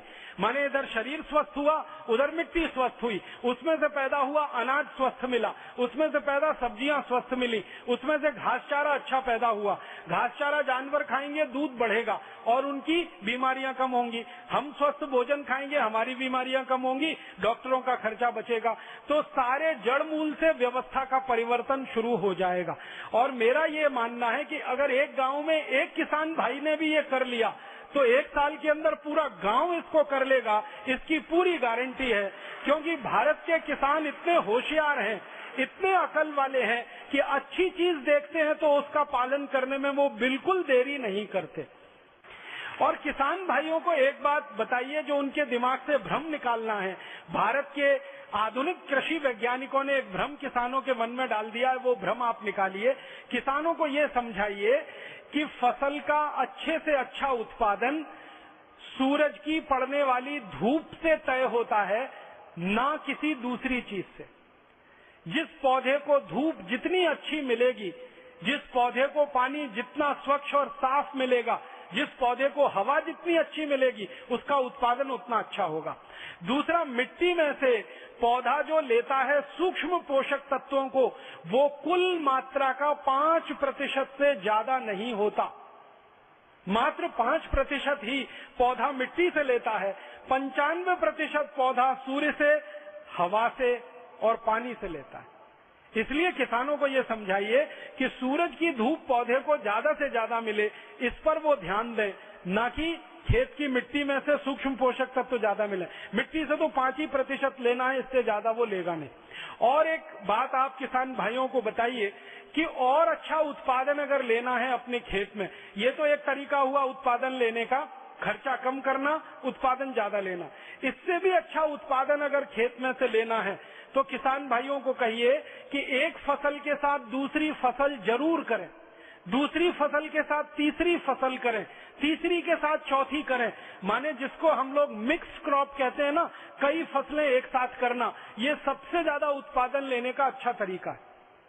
जैसे मैं आपको महाराष्ट्र के हिसाब से बताना चाहता हूँ, कपास महाराष्ट्र में बहुत होता है, तो किसानों को कहिए कि कपास के साथ तुअर की खेती जरूर करें, दोनों का उत्पादन बढ़ता है। तुअर का भी उत्पादन बढ़ेगा, कपास का भी बढ़ेगा। कारण क्या है? कपास मिट्टी में से जिस सूक्ष्म पोषक तत्व को ज्यादा लेता है, तुअर उसी सूक्ष्म पोषक तत्व को मिट्टी को ज्यादा देती है। कपास की अच्छी फसल होने के लिए नाइट्रोजन ज्यादा चाहिए, और तुअर का जो जड़ होता है वो सबसे ज्यादा नाइट्रोजन फिक्स करता है मिट्टी में। तो तुअर को कपास के साथ लेना शुरू करें, दोनों का उत्पादन बढ़ेगा। इसी तरह से गेहूं के साथ ऐसी दूसरी कई सारी फसलें हैं जो हमारे किसान कर सकते हैं। जैसे गेहूं के साथ सरसों बहुत अच्छे से होता है, सरसों का भी उत्पादन ज्यादा मिलता है, गेहूं का उत्पादन भी ज्यादा मिलता है। और मेरे से ज्यादा ये बात तो किसान जानते हैं, सैकड़ों साल से वो खेती कर रहे हैं। उनको कहिए कि 50 साल पहले आप जो जो फसलें एक दूसरे के साथ मिक्स करके करते थे, वो सब शुरू कर दीजिए, तो सबसे ज्यादा उत्पादन उसी में मिलता है और मिट्टी का सुधार सबसे ज्यादा उसी में होता है। मैंने यहाँ उत्तराखंड में देखा है और हिमाचल में देखा है, बहुत सारे किसान भाई एक साथ एक ही खेत में 7 फसल लगाते, 7 फसल लगाते, और हर फसल ज्यादा होती है उनकी, और ये काम वो सैकड़ों साल से करते चले आ रहे हैं। तो इसी तरह के किसान भाई हमारे पूरे भारत देश में एक साथ कई फसलें लगाएंगे अपने खेत में, तो उससे उनको बहुत लाभ होने वाला है। और एक भ्रम हमारे किसानों का दूर हो जाए तो बहुत ही अच्छा है। किसानों को निवेदन ये करना है कि ये गोबर गोमूत्र का जो खाद हम खेत में डालेंगे, इस खाद की मदद से पानी बहुत कम खेत को लगता है। मैं एक उदाहरण से समझाता हूँ। अगर यूरिया डीएपी से गेहूं की खेती करें तो कम से कम पूरी खेती को करने में 5 से 6 बार पानी देना पड़ता है, लेकिन गोबर और गोमूत्र से गेहूं की खेती करें तो 3 बार और 2 बार पानी देने में ही बहुत अच्छी भरपूर खेती हो जाती है। माने पानी का उपयोग भी कम होता जाता है। और ये बात ध्यान देने की है कि गोबर गोमूत्र का उपयोग करके जब आप खेती कर रहे हैं तो खेत में आपको हमेशा पानी भरा रहे इसकी कोई जरूरत नहीं है। मिट्टी खाली खेत की गीली होती रहे, मिट्टी में खाली नमी बनी रहे, अगर इतने ही पानी का आप उपयोग करेंगे तो भी फसल बहुत अच्छी आती है। अक्सर हमारे किसान भाई क्या करते हैं, खेत में पानी भर के 2-3 दिन छोड़ देते हैं। गोबर गोमूत्र की खेती में खेत में पानी भर के रखने की जरूरत ही नहीं है। थोड़ा सा पानी जो मिट्टी को भिगा दे, इतना ही फसल के लिए पर्याप्त है।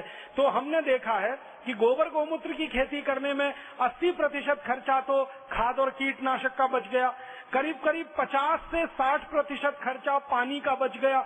और इस गोबर गोमूत्र की खेती में बहुत कम मात्रा में खरपतवार होती है, तो खरपतवार निकालने का खर्चा भी बच गया।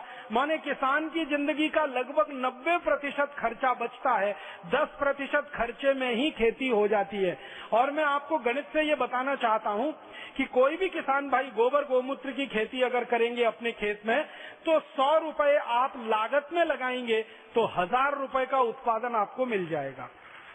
10 रुपए लागत में आप लगाएंगे, 100 रुपए का उत्पादन आपको मिल जाएगा। 10,000 रुपए अगर आपने लागत के रूप में लगा दिए, 1 लाख रुपए का उत्पादन बड़े आराम से मिल जाएगा। अगर मुनाफे का प्रतिशत निकालेंगे तो गोबर गोमूत्र की जो विषमुक्त खेती है, जहर मुक्त खेती है, इसमें 900% मुनाफा बहुत आराम से होता है, जो दुनिया के किसी भी दूसरे धंधे में ईमानदारी से नहीं हो सकता। आप कोई भी व्यापार करें, किसी भी व्यापार में ईमानदारी से 900% मुनाफा आप नहीं कमा सकते, बेईमानी से तो हजारों प्रतिशत कमा सकते हैं। खेती और खेती मात्र एक ऐसा व्यवसाय है जिसमें गोबर गोमूत्र का उपयोग करके, जानवरों के मूत्र का उपयोग करके, जानवरों के मल का उपयोग करके आप 900% मुनाफा कमा सकते हैं।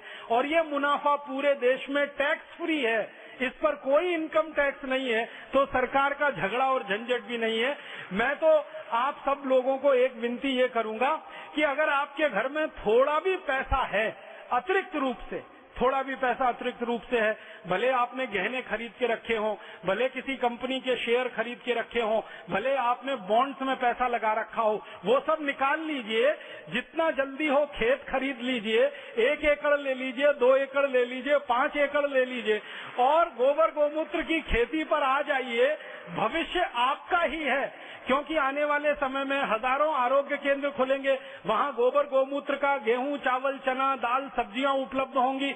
तो ये केंद्र तो खुल जाएंगे बहुत जल्दी, लेकिन पैदा करने वाले कहां से आएंगे? वो आप में से ही तैयार होंगे, तभी उनकी पूर्ति हो पाएगी। तो आप उत्पादन करना शुरू कर दीजिए। परम पूजनीय स्वामी जी के आशीर्वाद से ये केंद्र जो चलेंगे वो बिक्री करना शुरू कर देंगे।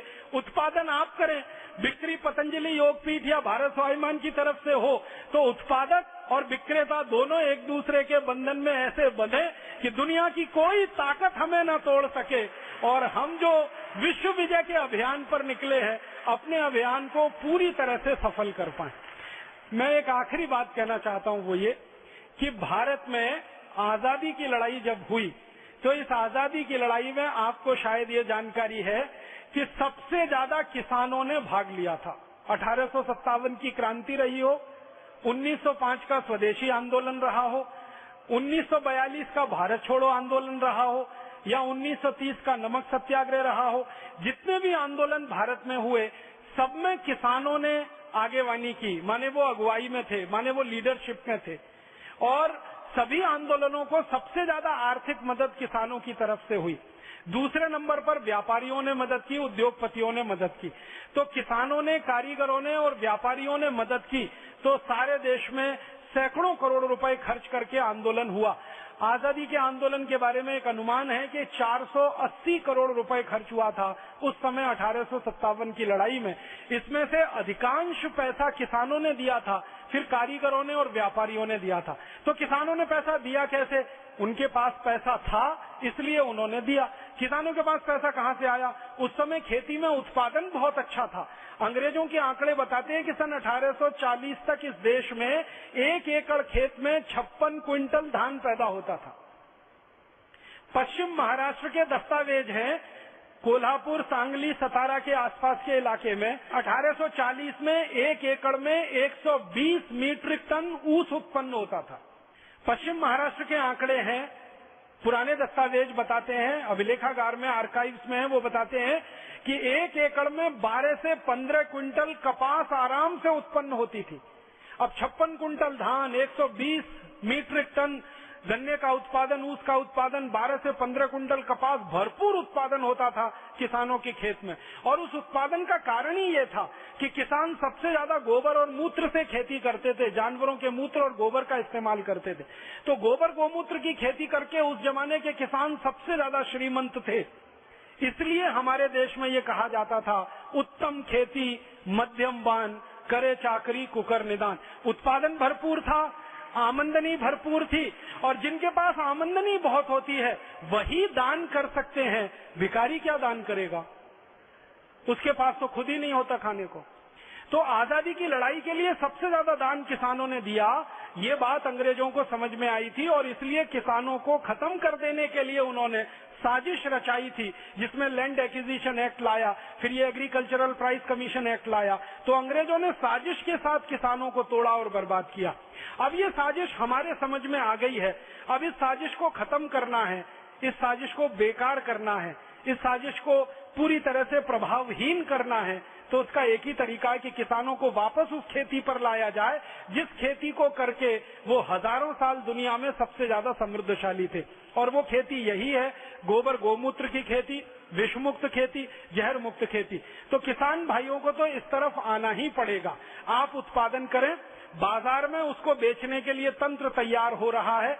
आपका उत्पादन और हमारा बिक्री का तंत्र, ये दोनों मिलेगा तो पूरे देश में ऐसी जबरदस्त क्रांति आएगी कि सारे किसान तो आर्थिक रूप से स्वावलंबी हो जाएंगे, स्वयंपूर्ण हो जाएंगे, समृद्धशाली हो जाएंगे। और जो खाने वाले हैं क्रेता, जो खरीदने वाले ग्राहक हैं, वो शुद्ध अनाज खाकर स्वस्थ हो जाएंगे, उनकी ताकत बढ़ेगी, और वो ताकत बढ़ाकर देश की व्यवस्था परिवर्तन के काम में और ज्यादा अपना अभिक्रम दिखा पाएंगे, अपना पुरुषार्थ सिद्ध कर पाएंगे।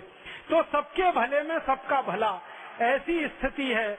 ये विष मुक्त खेती और समृद्ध किसान की जो बात आपके सामने रखी है, इस बात में हम सब पहले अपने जीवन में थोड़ा आचरण में उतारें। खेत में एक एक एकड़ में करके देखें, जिनके पास भी खेत है, फिर अपने पड़ोसी किसानों को एक एक दो दो एकड़ में कराएं। फायदा मिले तो अगले साल पूरे खेत में गांव गांव में हो। और थोड़े दिन के बाद जिन जिन गांवों में योग प्राणायाम की कक्षाएं लगती हैं, हर उस गांव के सामने एक बोर्ड लग जाए। जैसे हरिकिशनपुरा का बोर्ड मुझे याद आता है कि ये पूरा गांव बिकाऊ है, क्योंकि हर गांव के परिवार पर 6 लाख रुपए का कर्ज है, क्योंकि जहर खेत में डाला है उसके लिए कर्ज हुआ है। तो इसका उल्टा बोर्ड लगे कि ये गांव अब समृद्धशाली है, संपत्तिवान है, इस गांव के किसी किसान पर कोई कर्ज नहीं है। यहाँ का किसान पहले रोडपति था, अब करोड़पति है। पहले कर्ज लेता था बैंक से, अब कर्ज देता है बैंक को। इसकी खेती में इतना उपजाऊपन बढ़ गया है कि सारे देश का पेट भरने की ताकत अब इस किसान में आई है। इस तरह के बोर्ड जगह जगह गांव में लग जाएं। विष मुक्त खेती वाला गांव, जहर मुक्त खेती वाला गांव, 1 नाम, 2 नाम, 20 नाम, 50 नाम, 1000 नाम। तो ये इतनी बड़ी खबर होगी कि दुनिया भर का मीडिया आएगा, उस गांव के बारे में फिल्में बनाएगा, सारी दुनिया में उसकी चर्चा होगी। और दुनिया भर के लोग, आप अगर चाहेंगे तो आपके सामने झोली फैलाकर खड़े होंगे कि भाई 1 किलो गेहूं दे दो ना गोबर गोमूत्र वाला, 1 किलो गन्ना दे दो ना गोबर गोमूत्र वाला। क्योंकि उनके पास नहीं है, क्योंकि वो मांग रहे हैं। हजारों अरब डॉलर का दुनिया में बाजार है ऑर्गेनिक फूड प्रोडक्ट्स का, आप जानते हैं। इस बाजार की भरपाई करना भारत की ताकत में है। लंदन में अभी एक ऑर्गेनिक फूड स्टोर में मैं गया, वहां मैंने पूछा तो वहां पता चला आलू जो है गोबर गोमूत्र का पैदा हुआ 4 पाउंड का 1 किलो है, और यूरिया डीएपी का 1 पाउंड का 1 किलो है। तो 1 पाउंड का 1 किलो आलू है यूरिया डीएपी का, और 4 पाउंड का वही 1 किलो आलू है गोबर और गोमूत्र का। मतलब लंदन के डिपार्टमेंटल स्टोर में 4 गुना भाव तो अभी मिल रहा है आलू का। अगर सारे देश में इसी तरह के उत्पाद हम दे सकें और सारी दुनिया में उनको सप्लाई कर सकें, तो 4-4 गुनी कीमत डॉलर में, पाउंड में, यूरो में हम लाएंगे, और भारत के किसानों के खातों में डॉलर, पाउंड और यूरो ही जमा कराएंगे।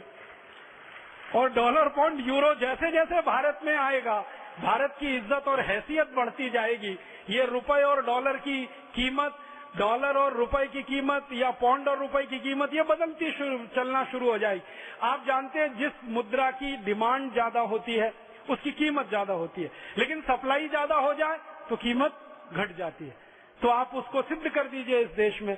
डॉलर की कीमत घटानी है, पाउंड की कीमत घटानी है, उसकी उपलब्धता बढ़ा दीजिए, कीमत अपने आप घट जाएगी। उसकी उपलब्धता बढ़ाने का एक ही तरीका है कि ऑर्गेनिक फूड प्रोडक्ट्स को सारी दुनिया में एक्सपोर्ट करना शुरू कर दीजिए, अपने आप आपको भरपूर डॉलर और पाउंड मिलने लगेगा। तो एक तरीका ये भी है रुपए की कीमत बढ़ाने का, डॉलर और पाउंड की कीमत घटाने का। डॉलर पाउंड की सप्लाई इधर बढ़ाओ और डिमांड उसकी कम करते जाओ, खर्चा उसका कम करते जाओ, तो रुपए की कीमत बढ़ने से इज्जत बढ़े, संपत्ति की कीमत बढ़े और सारी दुनिया में अंत में भारत की कीमत बढ़े। भारत फिर से सोने की चिड़िया बने, समृद्धशाली हो, स्वदेशी हो, स्वाभिमानी हो, किसी के सामने भीख फैलाने मांगने वाला देश ना हो, देने वाला देश बने, लेने वाला देश ना हो। ये सब किसानों की ताकत से और विष मुक्त खेती और समृद्ध किसानों की ताकत से हो सकता है। ये बोलकर मैं आप सबका आभार व्यक्त करता हूँ, धन्यवाद देता हूँ।